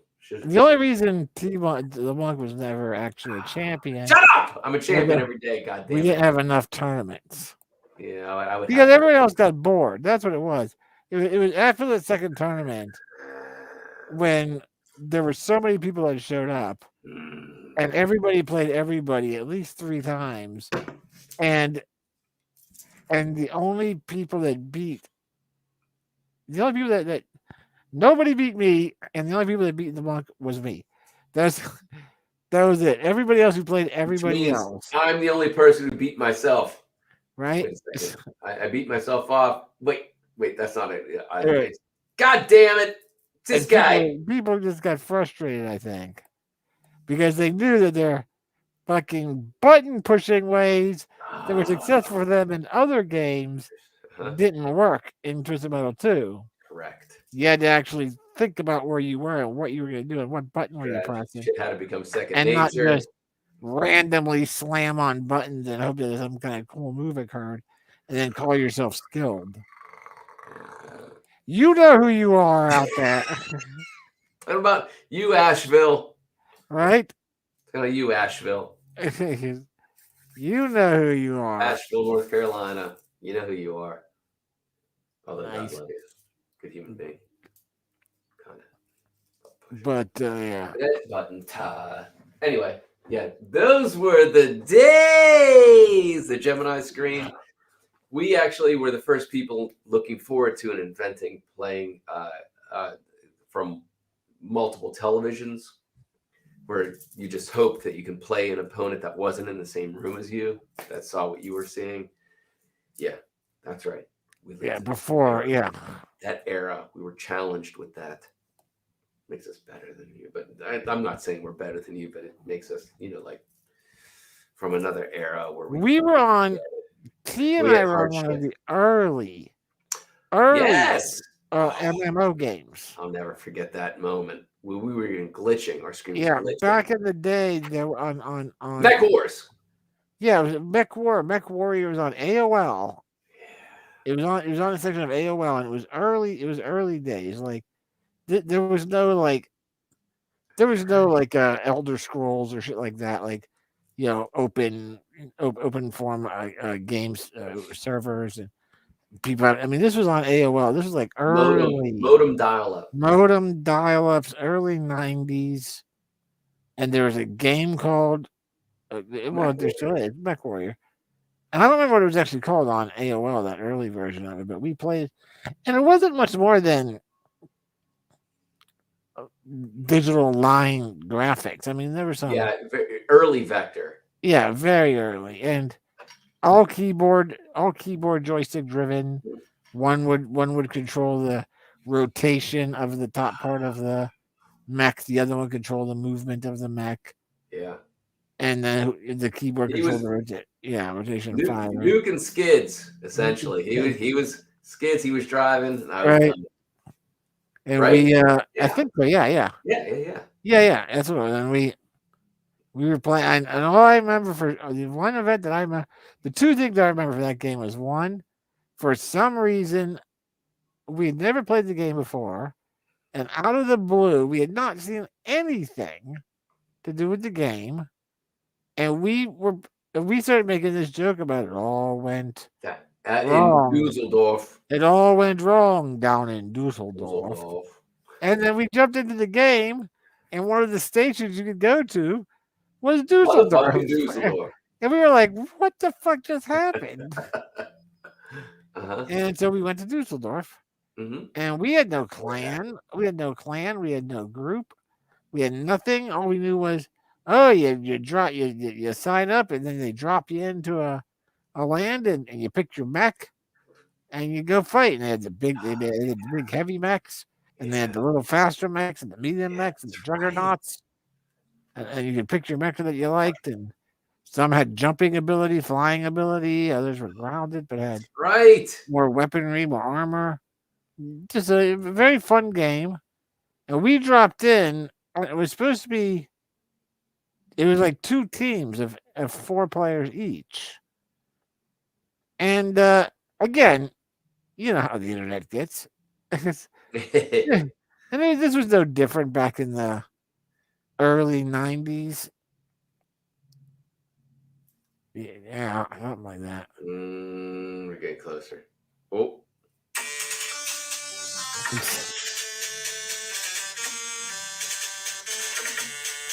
Oh man. Is this it? I don't know. It could be. There's like a battle master already. Sorry. Hey, you're back. And they're back. Phone keeps dying. The battery keeps dying on the laptop. All right. Plug that motherfucker in. But yeah, we got to do the That it? fight. Yeah, that looks like it, man. That looks like yeah. All right. We dropped into something. People we didn't know who the hell it was. Dusseldorf. It was blue versus yellow or something like that. We were supposed to be on the blue team, and sure enough, early 90s, fucking internet's still the internet. It turns out that everybody other than us knows each other, and so what are they gonna do? They're gonna have fun, and then our team backstabs us to try to destroy us. You know. Also, we started getting shot in the back. And we're like, what the fuck? We're getting shot. So we jump out of there. We jet back out of there. And Tia and I go on this insane rampage, running around this screen with 7 other people who obviously know each other and have played together. Yeah, dude, that's totally it.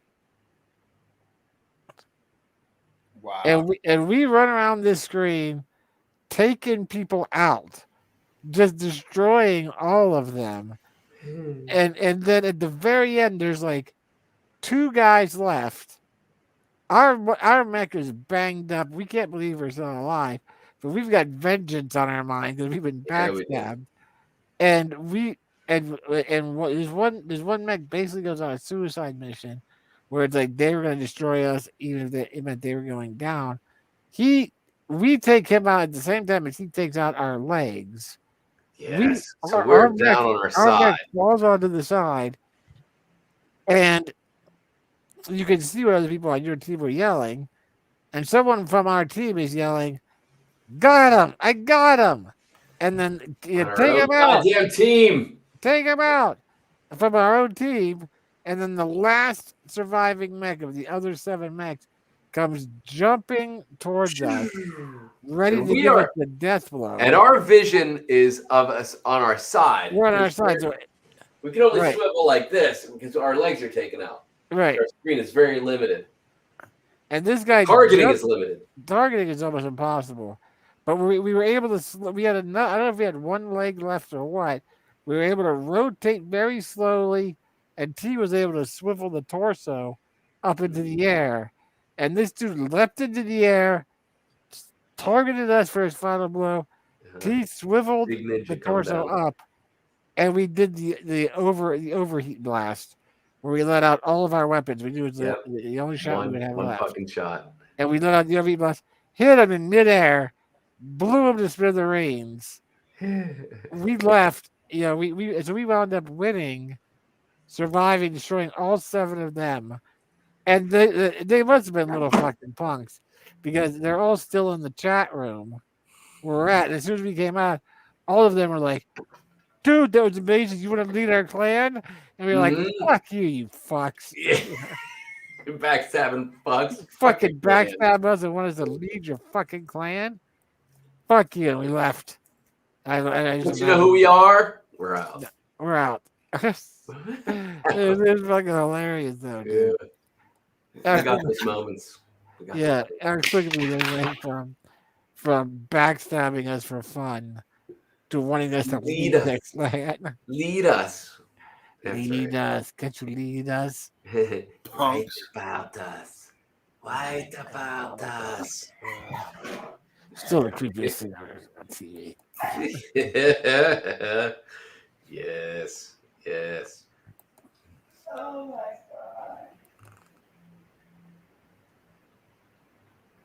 god.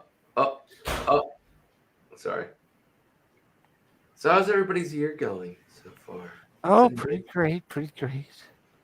You know, COVID went through our house. I heard, yeah. Yeah, isn't it nice? It's nice. So amazing. That was an amazing stories, right? Right about us? I want to say it was, yes. Yeah. It's not coming up.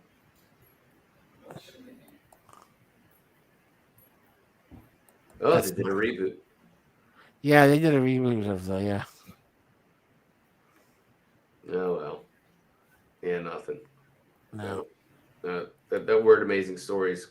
Oh, season 1, episode 2. Amazing stories. The Amazing Stories full episodes channel. Ah. Okay. Wonder what the title was. The Amazing Fallsworth, Vanessa in the Garden, Ghost Train, Santa, Mummy Daddy, Boo. Oh, come on. Give them all to me, baby. Give them all to me, baby. Let's see. Oh, here, I got it. Oh, turn aside a second. Read your goddamn titles. Wait about us.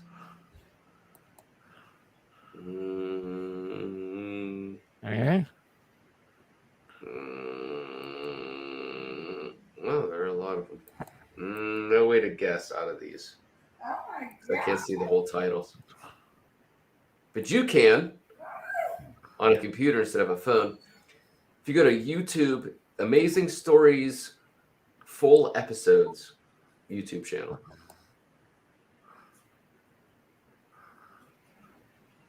Right about us.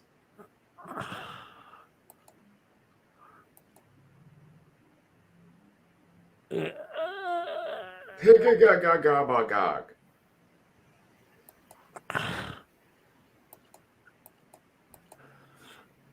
Might not even have all of them. Anyway. Oh, let's see. 1985 TV series. Ooh. All right, was that it? Yeah. That would have been the first year for that, yeah. 1985, the number. Another summer. Damn. Sound of the funky drummer. Wrong year.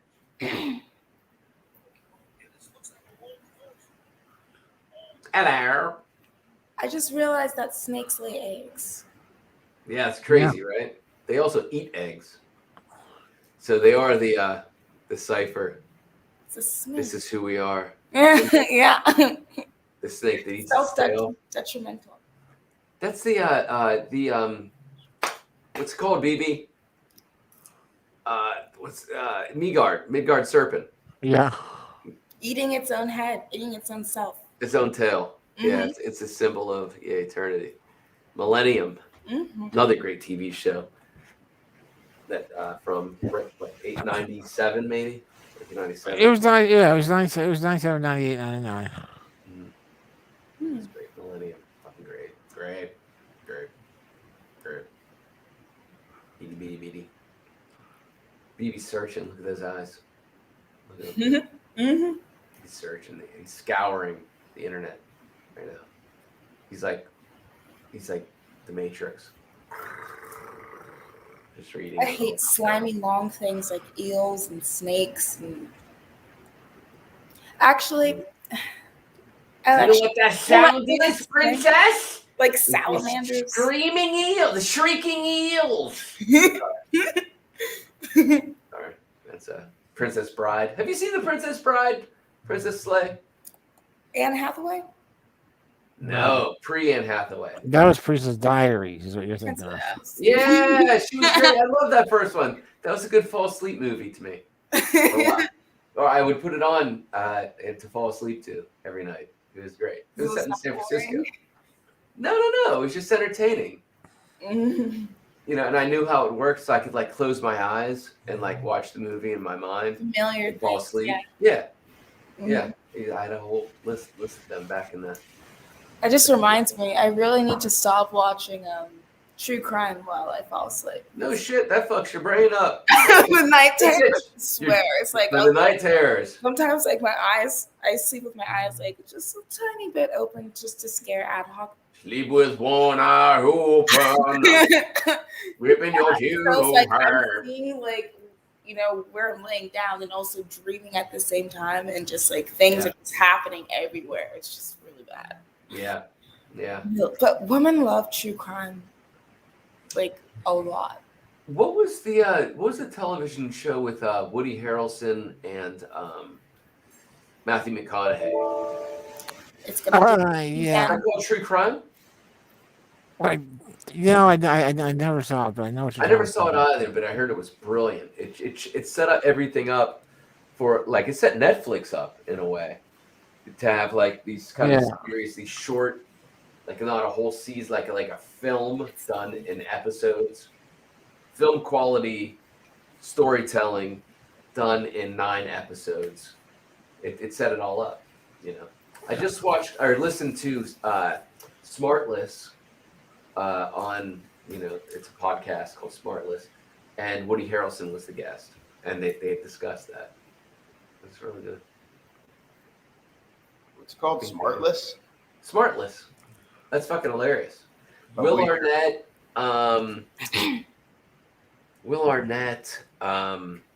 fucking oh god, the Ozarks. You know what, dude? I don't know if it was Mr. fucking. God damn it. It might not have been Amazing Stories, man. Oh, what do you think it was then? I don't know, but I just read the synopsis of the 2 seasons of Amazing Stories, It's not in there, huh? and none of them sound like that. Oh, was it the reissue? They did a reissue of Twilight Zone right at that same time too, because Amazing Stories was a hit, so they rebooted Twilight Zone. Yeah. Maybe that's it. I don't know. I swear it was Amazing Stories. I've always thought it was Amazing Stories, but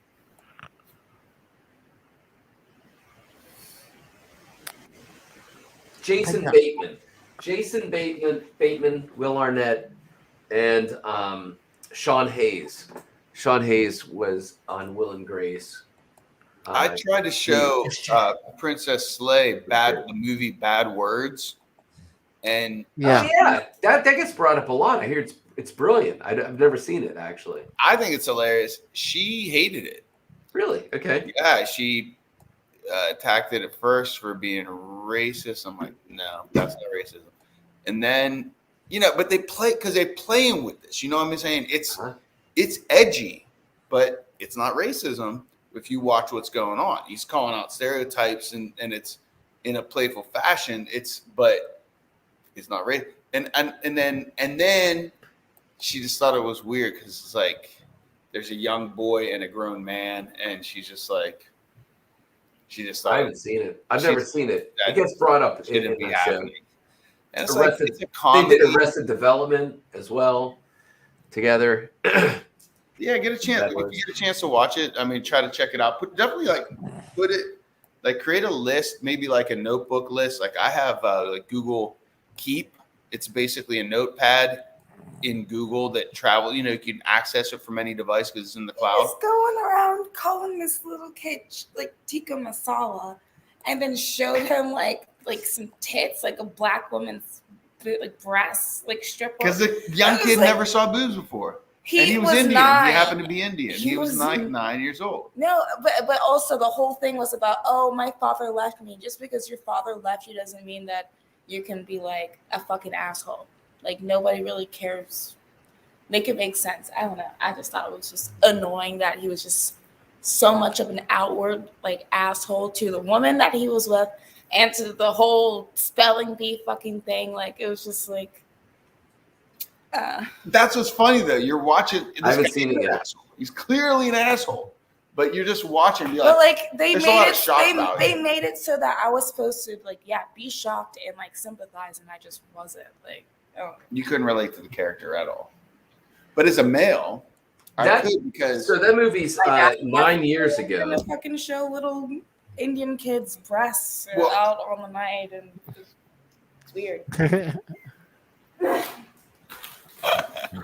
fair. I mean, a fair assessment. Absolutely fair assessment from a female perspective. My perspective is, as a 9-year-old boy, A would focus have loved features. to have had that guy as a friend. Oh, what are we talking about? Not bad words anymore? It's bad words. Oh. Sorry, hold on. What you're showing us is not So bad. focus. Yeah.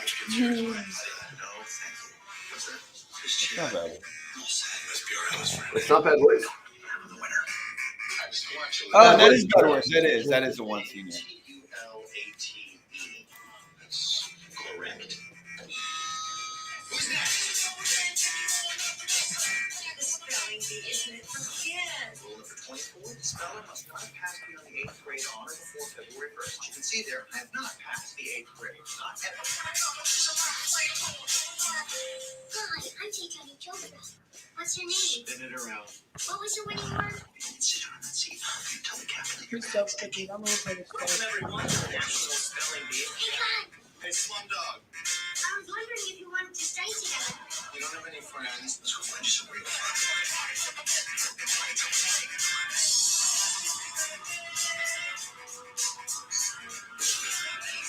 We are doing all we can. Whatever issue it is you're here to work out, you're in the wrong place. Well, you don't know me. You don't know I'm here. What are you doing up on the stage, weirdo? Your chair called me for help. It's like, help me. It's so heavy. Can you hear it? I heard it. I've never seen it. Yeah. Like, there's an aspect of the movie Big in it where it's kind of like this buddy film, but that's that there's a play of that aspect of their relationship.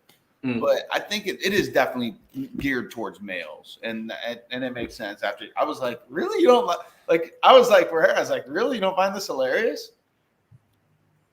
No. 12-year-old boy humor kind of thing. It is, yeah. It's very much You geared missed towards it. 12-year-old It's fine. fantasies, and Yeah. fantasy fulfillment through an adult. But she just thought it was weird because it's an adult. But if you look at it like Big with Tom Hanks, that early Tom Hanks film where the kid turns into adult, everybody loved that movie because it was like, yeah, that adult's acting like a 12-year-old kid. But that's written into the story. In this one, the thread isn't as solid to make the connection of why this guy's such an asshole and acting so adolescent. Gotcha. And It doesn't matter why he is. It's just you just have to accept the fact that he is this way. He could be that way for any reason. You know, like I don't think that there was no part of the movie that is meant to be too dramatic. It's it's like you could say, why are the camp counselors and meatballs the way they are? You know, it's the same fucking thing. It's like it's just a prototypical, stereotypical asshole character. The reasoning behind his being an asshole is pretty irrelevant. well, Just accept the actually, fact that though, he's it is the payoff. The payoff of the movie is the reason. Yeah, but what I'm saying is for the majority of you don't need to know why it's happened, why he is the way he is. You know, you don't need to buy. All you need to do is buy in, and just go, wow, this guy doesn't fucking Yeah. care But what he's doing. It's definitely it is masculine humor and yeah. I just think it makes the movie bad. Yeah. But for you guys, I'd be curious to see your opinions. I thought it was really funny. And Yeah, I have to watch. I saw it once. I remember laughing. I kind of like Jason Bateman, regardless. He's not a lot of shit that I wind up liking. yeah, his delivery is really great. Yeah, Because and- he always plays like the same kind of like character where he's just like Aloof he ass. speaks Little neurotic, he's but an speaking asshole, it- but like the things that he says like is smart, but he's always like he Yeah. speaks quickly. And I saw it around the same time I first watched Yes. Anthony Jeselnik stand up, and it's a very It's very similar Oh, comedy. what is it again? The anti. What is it again? No, he was a stand-up. Anthony Jeselnik Oh, is his name. I thought there was the anti something league. No, Anthony Jeselnik, who just has a he has a stand-up called Fire in the Maternity Ward, which kills me. Like the first time I saw it, I was laughing out loud by myself. Just going, no, he didn't just say that. And even though once you see, I've only seen like maybe two of his stand-ups, you realize, okay, he's definitely got a delivery system. Oh, yeah, you see the pattern. You see the pattern. You don't necessarily know where it's going to go. Right. Yeah, like he's got a bit on racism, It's like, which is one of my favorite pieces where he's like, the one thing I can't stand is people being racist. I just get so upset at this. How could you even be? Should I bring it up? We can why watch would you? Why would you be angry at someone just because all of them act exactly the same way? Yeah, and you're just like, what? They need a simple mind. Yeah. Yeah. By the way, it is the Twilight Zone. Ah, good. Okay, we found it. Good call to monk then. Holy shit. The second segment Uh-huh. of the 18th episode. Wow. From the first season. Oh my goodness. Okay. Of the re-released television series, The Twilight Zone, in 1985-86. It was originally aired. I was 13, and I was 13/14 years old. That episode originally aired on February 14th, 1986. Wowza! The name of the episode is Personal Demons. Wow, I was 12. Good job. Personal Demons. And we're gonna watch it now. In its entirety. Now. I don't know what it is. Yeah. Wow. Okay, that's awesome. An actor named Martin Balsam plays a writer called Rockney O'Bannon, who is hounded by diminutive clawed creatures which only he can see. Rockney O'Bannon is a real screenwriter who was the writer of this segment. Oh, that's funny. Well done. Because that is part of the twist ending, the screenwriting credit does not appear until the end of the segment. Boom. And you're like, Rockney O'Bannon is a television writer who feels he has fallen into a rut and yearns to have just one more genuinely original idea. He begins seeing mysterious hooded creatures in his neighborhood. No one else can see them, even though they can perceive the damage the creatures do to Rocky's car, an apartment, and the establishments he visits. The creatures appear in increasingly greater numbers, and Rocky stops writing because he can no longer concentrate with the creatures constantly hounding him. What's the name of the episode again? Personal Demons. Thank you. One night, the creatures break into his apartment. Rocky asks what they want and what it will take to get them to leave him alone. The creatures answer, "Write about us." Rocky sits at his typewriter and begins writing, and as he puts words on paper, the creatures vanish one by one. Nice. Starring Martin Balsam, Joshua Shelley, Clive Reville, Marlena Giove, Penny Baker, Stephen Flanagan, Tommy Madden, and then the creatures played by, there are six creature performers. Billy Curtis, Gary Friedkin, Kevin Thomas, Don Frischman, Lou Carey, and Jerry Marin. Nice.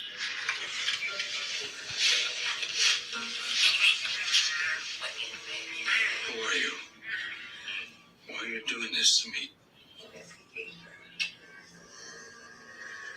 I would say. All I want is for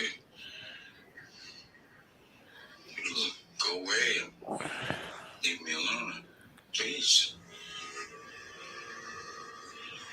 What do I do to get rid of you? What do you want? Just to leave me alone? It's very simple, Mr. O'Bannon. Write about us. Just write about us. And you'll never see us again.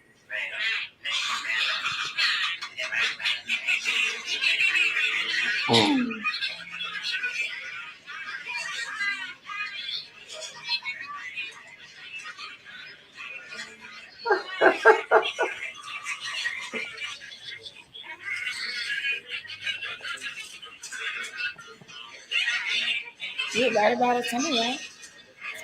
Right? Yeah. There you go.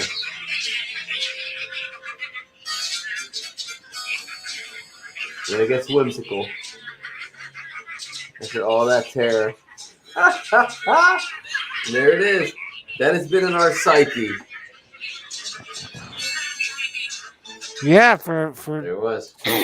for 30 coming up on 36 years.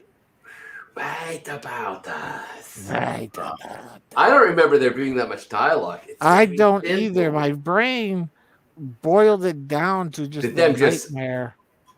I thought they were like chanting it. Yeah, I did too.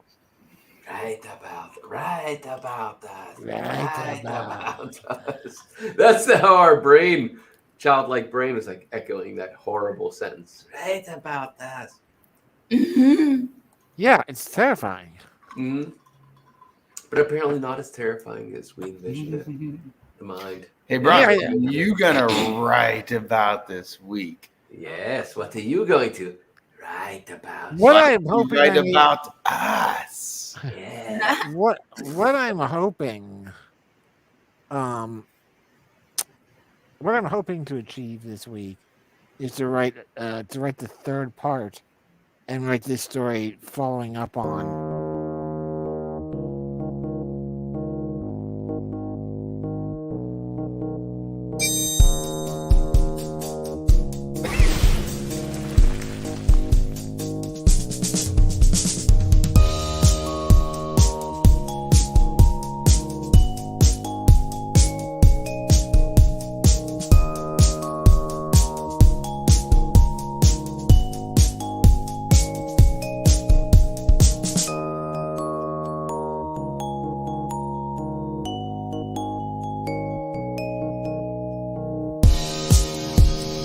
Wizard Man!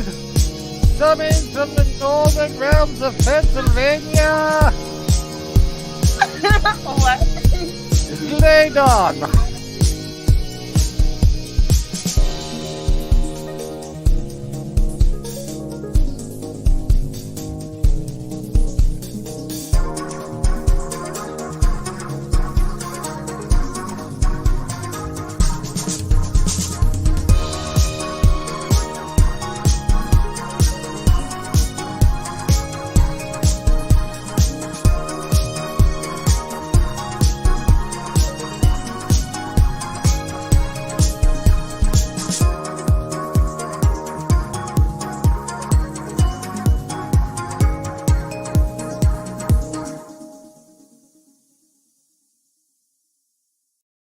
That's my plan anyway. Hopefully get that as the final story.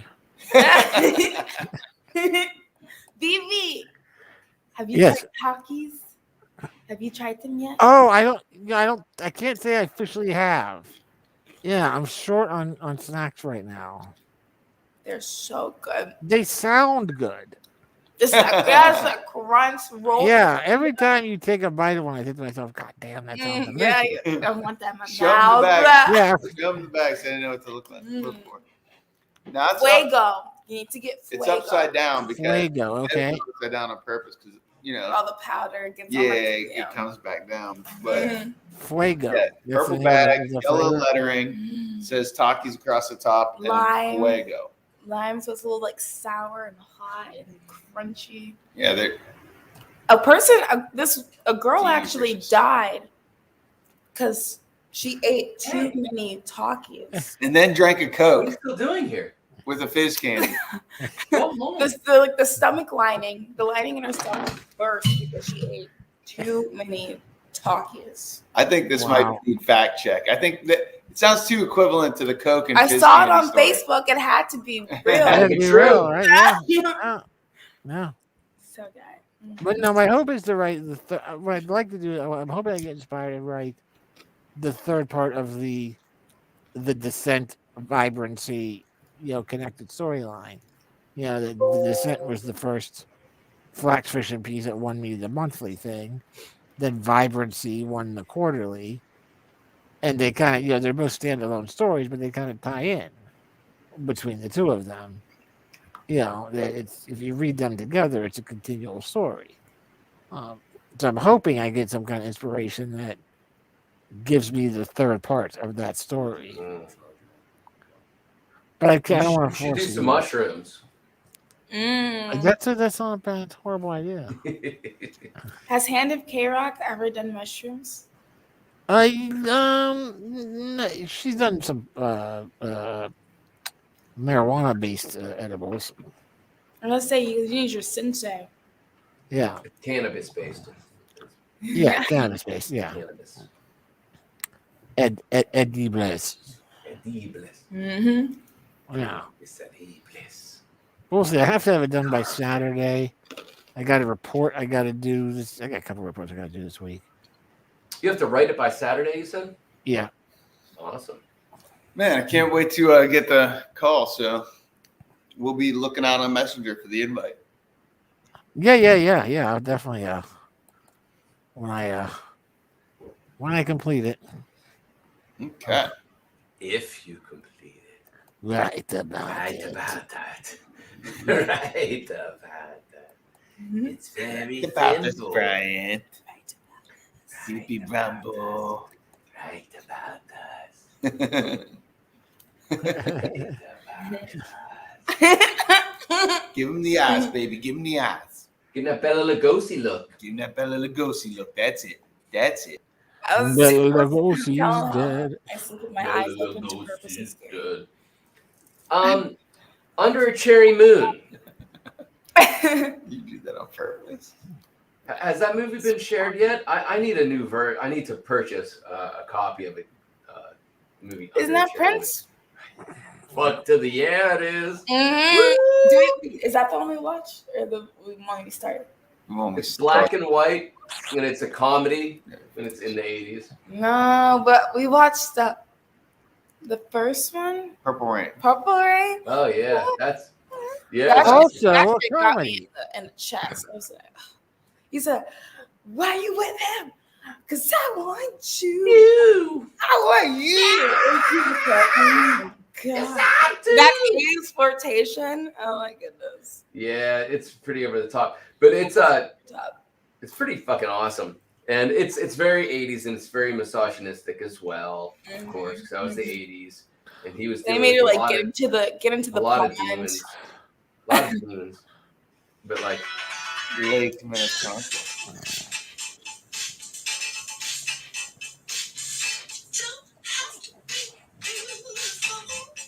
She was so fucking pretty. Why is she so pretty?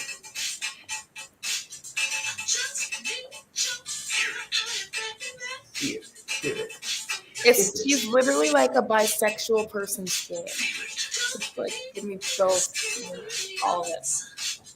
Yeah. You know. amazing. I want to be the water in your bath. His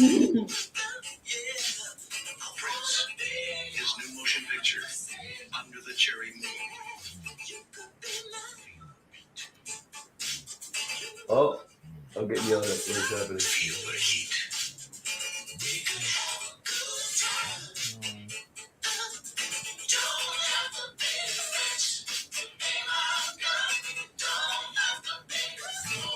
There's no words from the movie. They just like push the song.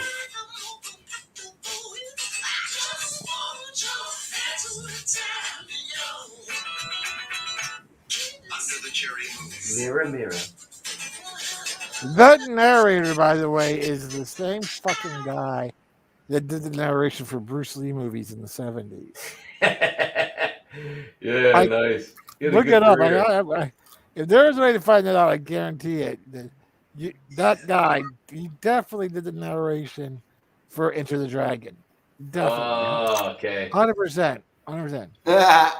I would bet money on. I bet $100 that that's the same narrator for the VHS. Yeah. Come see Bruce Lee on an island ruled by one man. On an island ruled by one man and one his sister killed. It's definitely there, dude. Mm-hmm. God, how can you find out who does narration for VHS movies? Wait, what's the movie called again?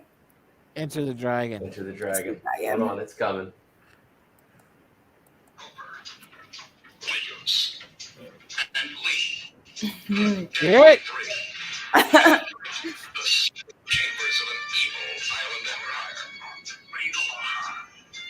He lives like a king on that island. Totally self-sufficient. A fortress without walls, protected by an invincible army that needs no ordinary weapons. That is the same guy. I think he set precedent. I think it's his child. Major Hollywood studio. John Saxon is Roper. He was in it for the money. U.S. karate champion Jim Kelly as Williams. He was there because he had no choice.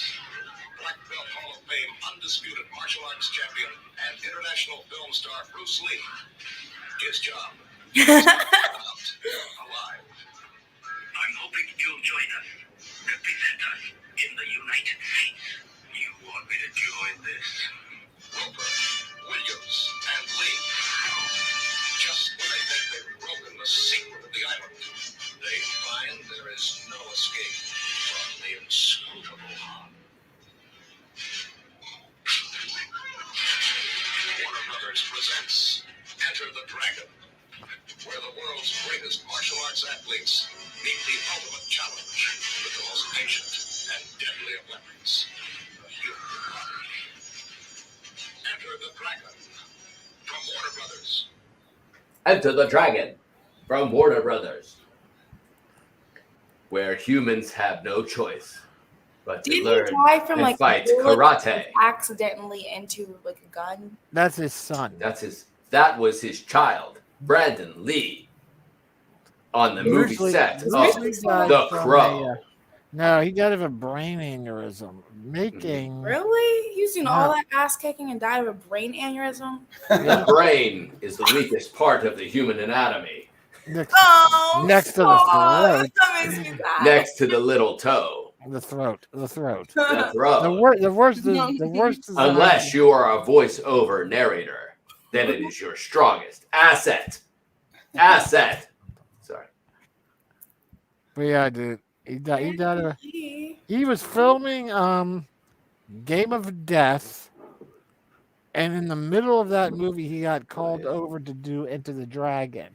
So he stopped filming Game of Death, went over to do Enter the Dragon. Oh, that's right. Filmed all of it. Bruce Lee.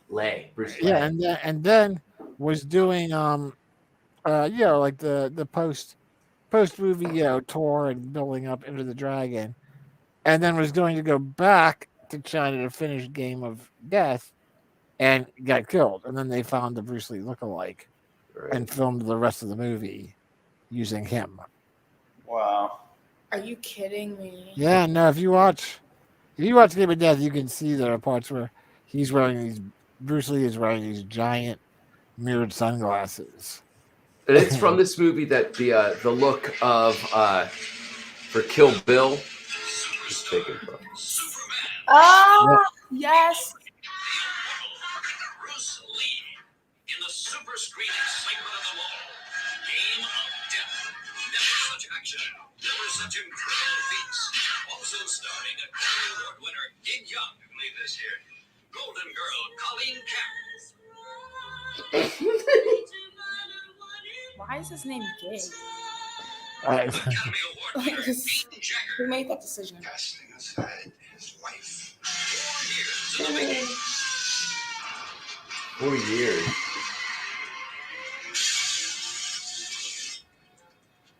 Hugh O'Brien. And introducing Bruce Lee. See him conquer 7'4" colossus Kareem Abdul-Jabbar.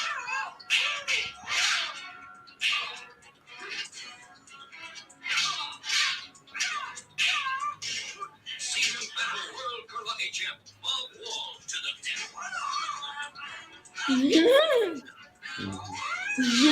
Oh my God. Death.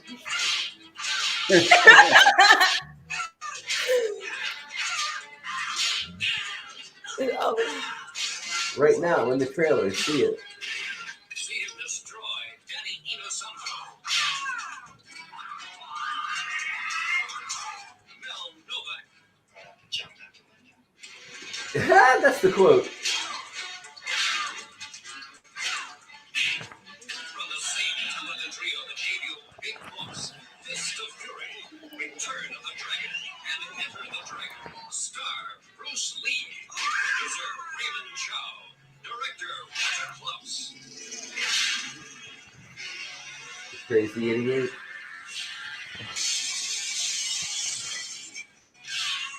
He is fucking them up. In his time, in his death, he lives again. Bruce Lee.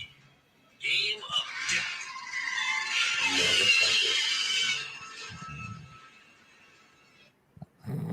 Did you hear what the same shit happened to John Travolta just recently? Like he was filming a movie and killed a fellow star because the shit was loaded. Oh, that was Alex Baldwin. Alec Baldwin. Yeah, I got to be on it on a movie set with that guy. Him and Will Smith cutting up. It was one of my favorite movies working on films. Yeah, fucking yeah. And there's a whole thing now. It's like, why on earth should there ever be blanks necessary when there's the technology to make it look like there's a firearm going off? Why the fuck do even humans need fucking guns? Anyway, boy, I got lost what I was actually searching for anymore. Oh, I know. Kill Bill.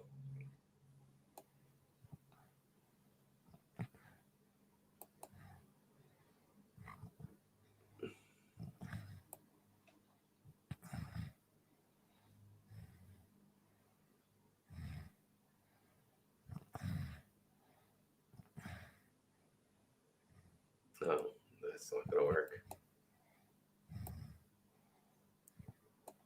Here. Or not. Yeah. Maybe.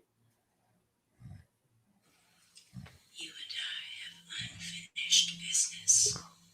Baby, you ain't kidding. Back in. Back in. Back in the show. Back in the New York groove.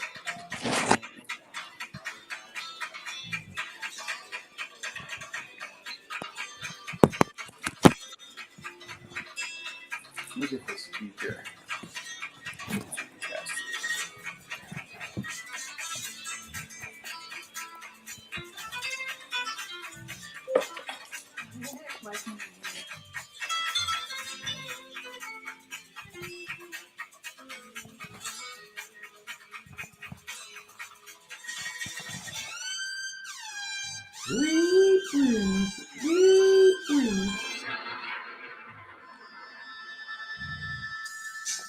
Death is a pool player. All right. Let me get to that point. Tarantino is, a master of, seeing what is worthy to be rebooted. Bowie said the same thing. Yeah. Do we have volume on you guys on that? They're in shock and awe. They have no words. Shock and awe. Do you guys hear us? Do you guys hear us? King Ad Hoc? Princess Slay? Hello. I don't think they hear us. They must not. Hello. No, they look confused. Hello. Hello. Hello. We hear you.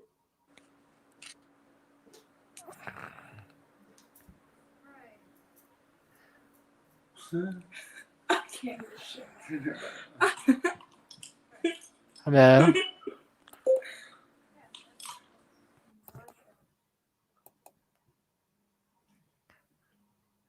Yeah, we hear you. We hear you. We hear you. Hunga bunga. We hear you.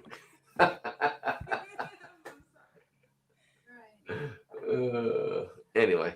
Now they got quiet. Now they got very quiet. Yeah.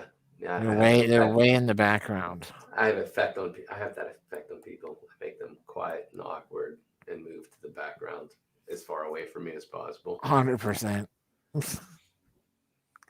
100%. That's you. 100. Keep it 100. Keeping it 100. Keep it 100. Every year. Every year. Right on. Legion Hall. Legion Hall. Yeah. You can hear them? Yeah, Very you lightly. actually. His mic's off. Very low. His mic is off.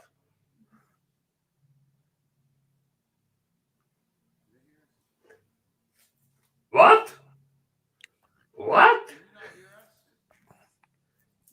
Very low. What about now? We very low.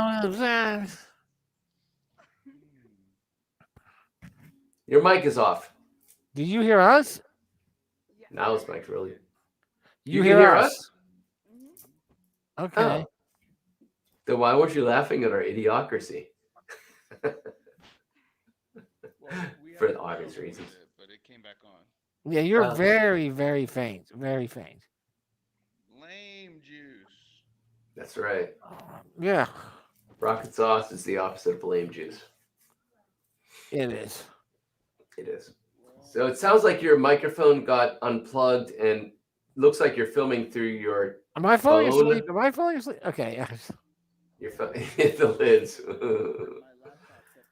I was falling asleep. Your laptop kept shutting off, so now you're filming through your phone, which microphone is. Your microphone's not working. I don't know. I gave him this phone. It should work. Because It's it came from working, you? but there's It's something very- with the it's mic. very- There's something with the mic. There's something up with the mic. Where are you holding your phone? Is it over the mic hole? Are you holding it right over the microphone? You got your thumb in the mic hole? Just is your thumb inserted into the mic hole? I ain't think so. You'd know. Yeah. Anyway. Yeah, you know. So there you go, Michael. What else is happening? Anything else happening interesting with anybody or looking forward to anything? No. I'm doing everything I do every week.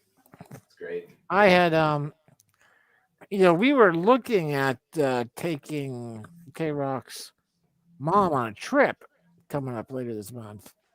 Where was the destination? With my sister Laura. Oh, that's right, Florida. Yeah, down in Florida. Florida. But that has been junked on our side. Because of COVID. Yes. Yeah. Laura. Everyone's knocked up with that shit right now. Yeah. Crazy. Laura and her brood are still going. So I just transferred the unit over to them and said, hey, just nice. Just take this as a Cool. So they'll have that, so Lauren was like, so each one of us get our own bedroom? Because it was a 3-bedroom unit. With the nice. Yeah. So I was like, yeah, you guys can divide the bedrooms however you like. Mm-hmm. So they're gonna go and we're gonna push back our tickets to maybe sometime like September, October or something. And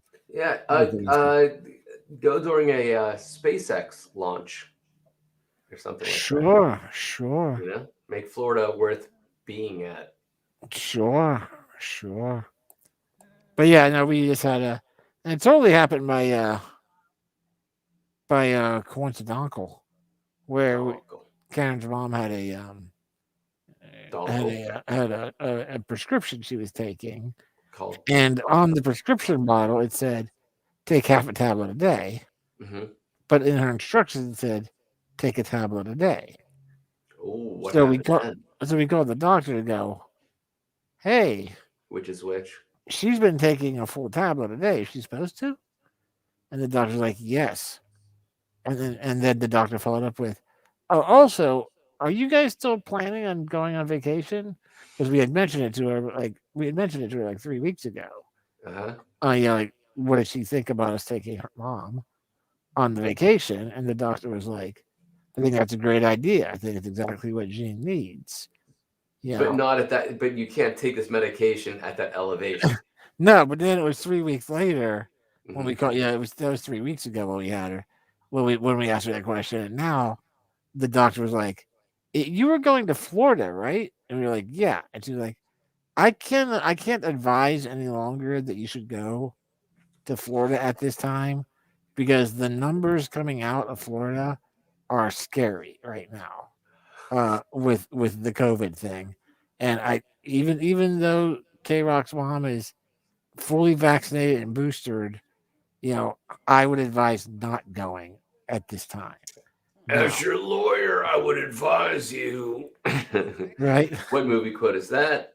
That's one that not many people would get. Yeah, it's a good one. Not many people would get it, but I got it. Thank you. Of course, BB. Well, you nailed it.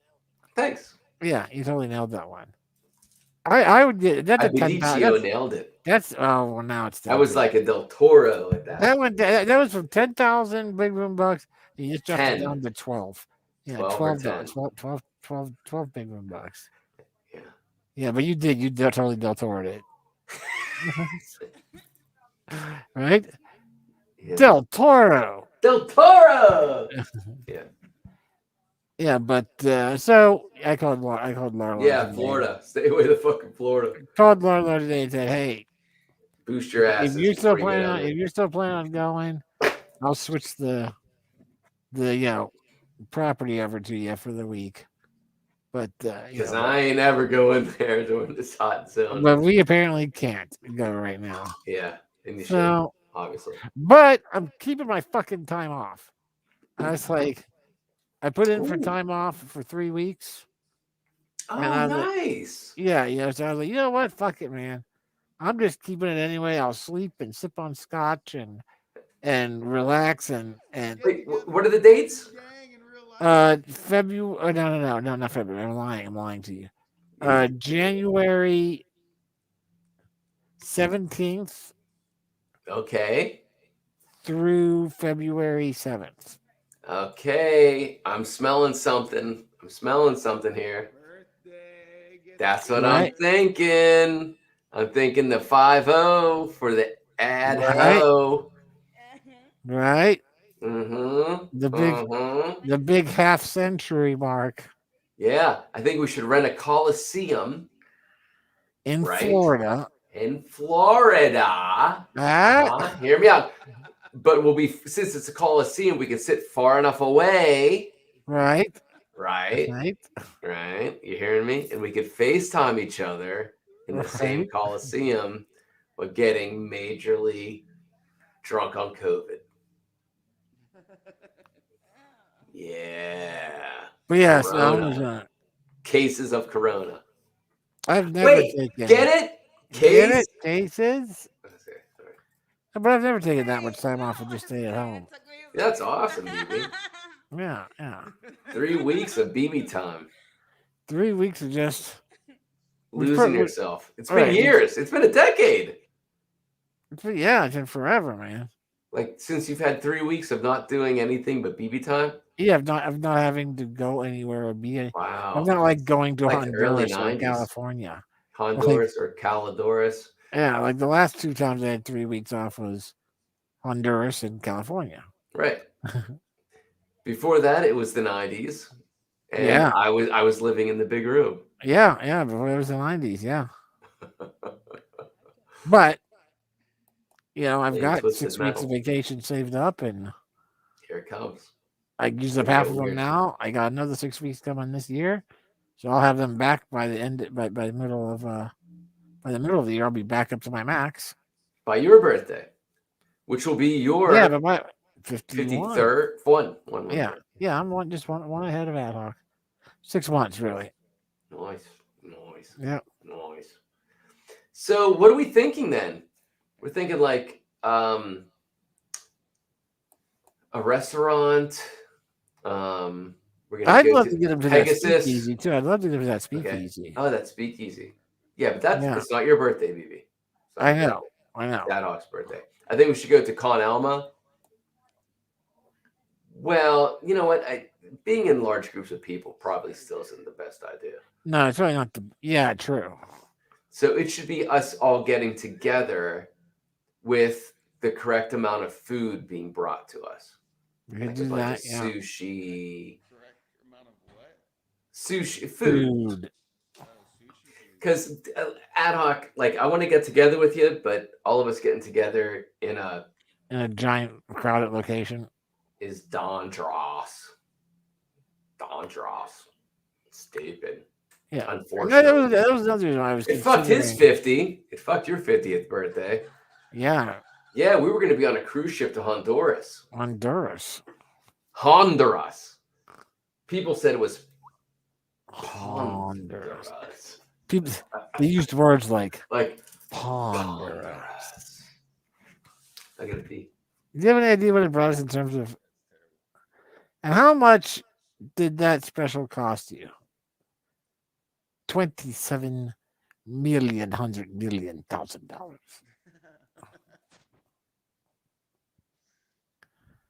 Do you have an idea what it brought us in terms of ratings? 3. Yes, but the critics, they used words like ponderous. US one more special. I see Burt Reynolds on a battleship with 100 dancing girls. Behind him, the Roman army. No Burt Reynolds, no 100 dancing girls, no Roman army descending, pal. You're going to do the special for us. You're going to do it for the grand total of $1,200. I can make no special for $1,200. No, well, you better, pal. Because if you don't, we're going to come and take your mansion, your car, and your big fancy yacht. What do you think about that? You. I'm thinking. No. Wait a minute. I've got it. A comedian. You give them a microphone on the stage, and boom, he's got the show.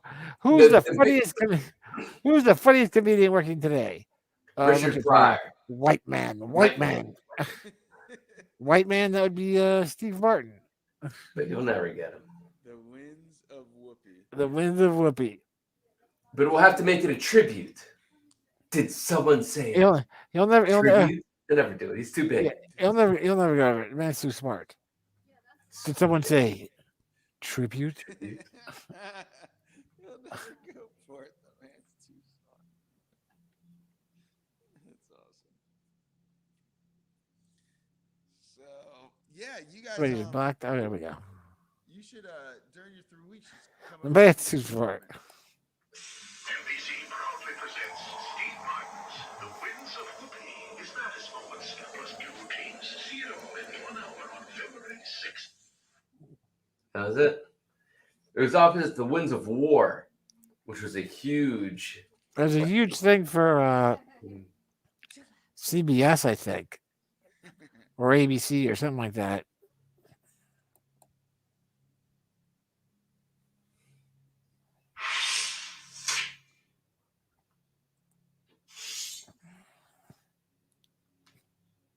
This is our head mechanic, Jose. Jose is hooking me up to this lie detector machine at my request. Why am I doing this? So I can prove to you people once and for all, here at Creasel Brothers Used Cars, we know what we sell. If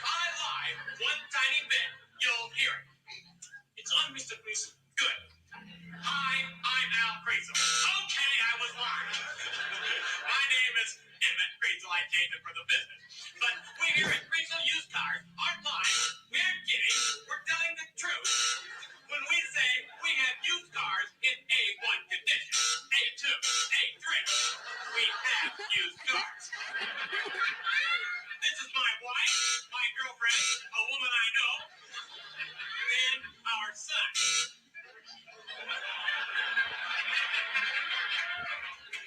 Odds are he's my son. But isn't she beautiful? I was drunk. Yeah. All right. Isn't she beautiful? And I was drunk. I was drunk. The diving contest. Yeah. All good. All right. That's all they got for the Wins of Whoopi. No, they don't have the opening? No. Wow. If you see me on the street, one of the questions they always ask me is, are you really a wild and crazy guy? Well, the answer is yes, on stage, but not in my private life.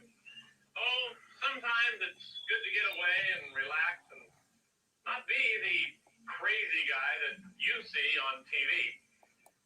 You see, Emperor. here at my home in Radiation Valley, I like to be not Steve Martin the comedian. Here I'm just Emperor Rudolph.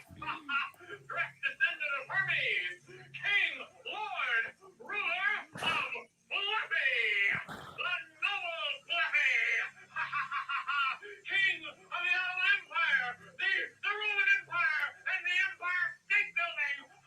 The more granola, my liege. Granola improves his reading scores. So remember, on stage, a wild and crazy guy, but off stage, just a regular guy like you. You're not cold, are you, Fluffy? Because I hate chili dog. Well, let's hear you try and be funny. Steve Martin, everybody.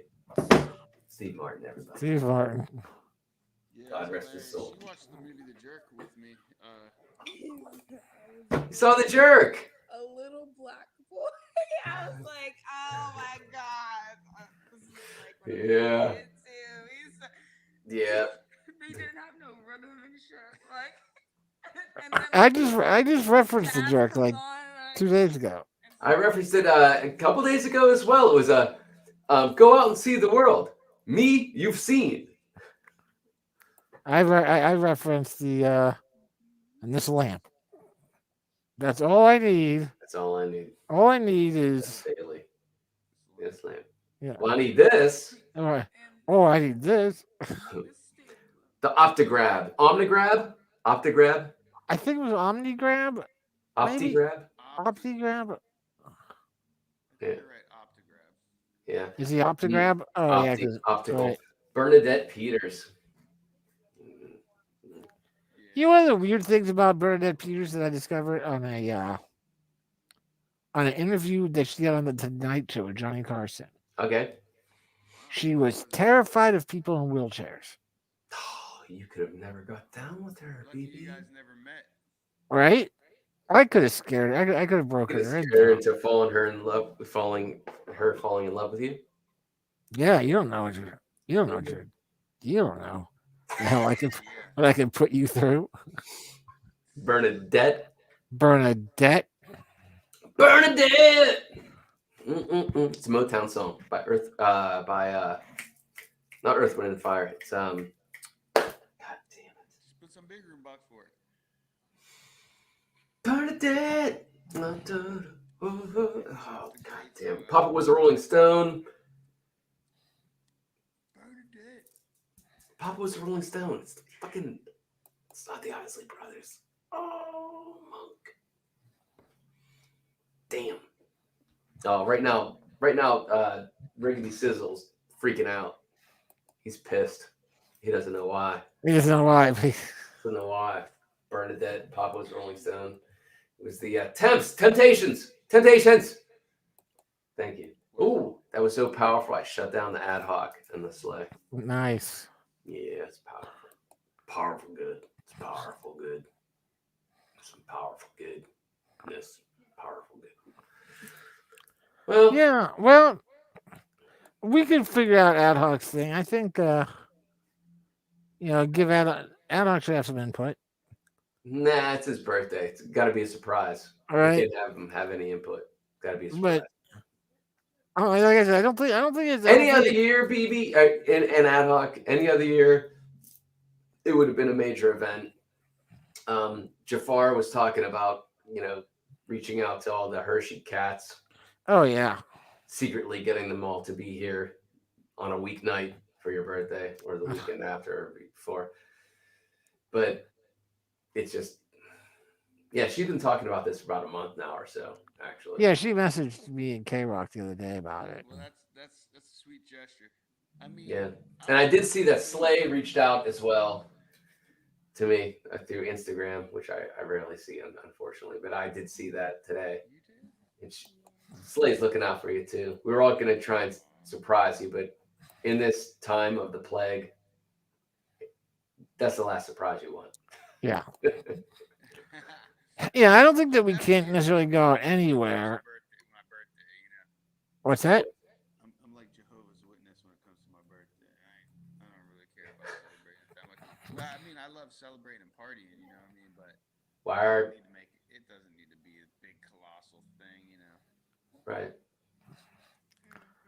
Well, yeah. So I don't have to get the hovercraft. I could hovercraft rental. The Jackie Chan hovercraft. The Jackie Chan hovercraft thing. It's not. No. I could take my We're deposit good. back. We're We're good. good. We're good. If you already Okay, good. got it, totally be down with me and Jackie Chan and flying on hovercraft. Oh no. He's actually scheduled to ride a chicken against Emmanuel Lewis that evening. Yep. Yeah, that's why his hovercraft is available. Surprisingly still alive. Let's reach out to Emmanuel Lewis and party with him. That's right. Who had no catchphrase. His cuteness was his catchphrase. This was a catchphrase. Yep. Well, yeah, I don't know. I mean, we'll have to do something. We'll figure it out. Yeah, like I said, I mean, I don't think that we necessarily we don't have to stay. We could go and get someone together for dinner or drinks. I mean, as long as it wasn't as long as it was a place that nobody likes, so it's not super packed. Every time we go there. Do they have like those like in certain sushi places? They have like the little private rooms. Oh right, yeah. Like a little karaoke room where you get sushi brought to you. Right, yeah. I know what you're talking about. I don't know if they have any of those around here. They have them at the TJ Buffet out this way, but you don't want to do that. There's no drinks served there. We'll find something. Yeah, we'll figure something out. Yeah. B wants to do a fucking lock-in room, lockdown room, mystery box, theater box. Speakeasy. Oh yeah, speakeasy. Oh, the speakeasy different. Yeah, and that's a small place, right? Yeah, though is the speakeasy would be we'd be separated from everybody, and and definitely brought in there. No, just what they actually only allow they're doing COVID seating, so they don't allow, like, if you make your reservations, they don't allow more people to come in there, so they make sure they have space between everybody. It's like maybe a dozen people at a time. It's just not at all packed. So it'd be something to think about. All right. What's that? Where is it again? It's down across. It's down near the waterfront. Strip district. Oh no. Okay. Waterfront. There might be one. The one that I went to was down by the waterfront, back where they have escape rooms there, but it's it's like on the 4th floor of the old U.S. Bank building. But yeah, they have decent food and fantastic alcohol. Fantastical. Fantastical. That'd be a good name of a distillery. That would be fantastical.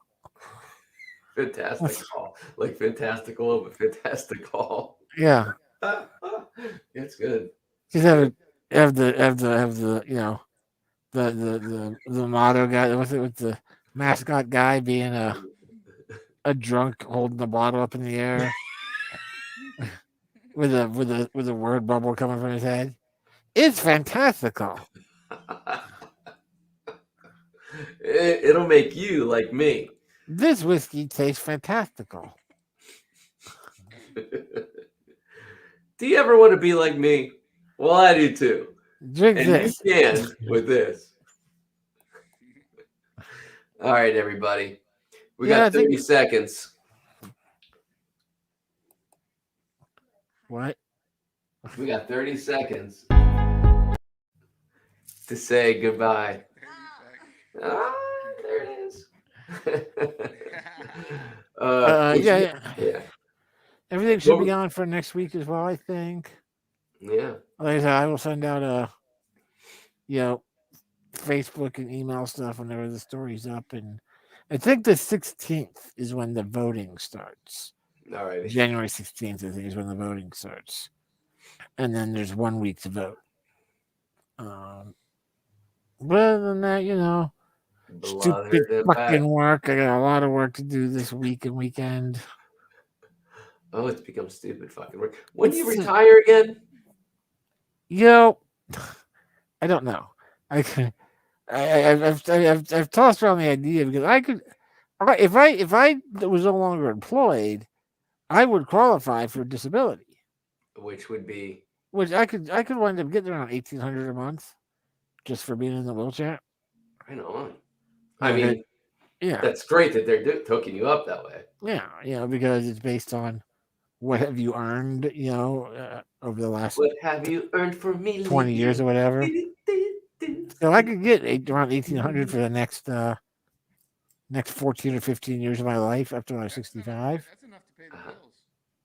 That's enough to pay the bills. Yeah, that's enough to pay the bills. But they keep sucking me back in, man. They keep giving me little raises and give me little raises, give me a little more paid off time, give me a great fucking bonus this year. Bonus, they call that I did not expect. Did not expect. Way more than I expected. I was just like, what? So that made me happy. Nice. Yeah. Honduras. So I have, and I got 6 weeks of paid vacation a year now. Fuck, I can take a day. A year. I get 6 weeks a year, yeah. And I can store them up. So technically, this year, I'll have 12 weeks of vacation. That's awesome. That's awesome. Yeah. Plus, that's a whole season. Plus we get 10 company holidays. So you put that all together, I got like 13 and a half weeks of paid off time. That doesn't count my personal days. I get 4 personal days a year that are paid. So that's 4. I have like 14 weeks that I could take off this year.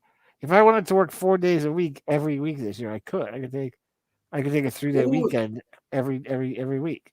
That's the dream. Right? You should do that. Yeah, but then I couldn't take 3 weeks off in a row like I'm going to. Oh, right. And you come back when you have a couple of days off in a week. You come back to shit show. Yeah, that's true. If I go off for the 3 weeks, I can just let it completely fall apart. Come back, and then you come in as the savior. You're like the second coming. Yeah, and everyone's like, "God damn it, we can't do it without Brian." Maybe we need like Easter for him to come back. Yeah, like the second coming of Jesus. Jesus, remember. You did it. Who said that? And what? Fuck the director's name. I know the director. Yeah. Of course. Jesus, remember. Tom. God damn it. Not Tom. Tim Burton. Tim Burton. Yeah. Jesus Marimba. Jesus Birumbo. Remember when we had Crack Baby Jesus on our Twitch stream? Yeah, we had Crack Baby Jesus actually show up and we spoke with him. Yes, indeed. We spoke with the Crack Baby Jesus. It was good times. It was good. We learned a lot. Hey, everybody. Speaking of learning a lot, don't get too stupid until we meet again for your enlightenment here in the big room. where BB Rumble will assist you in all of your higher learning needs. Ad Hoc will teach you about the importance of the integration of liquid and gravity. Princess Slay will hold it down with fashion, funk, and awesomeness, and make Ad Hoc look good. And then you got a guy like me. The fuck you got to say about that? See you next week. Bebop.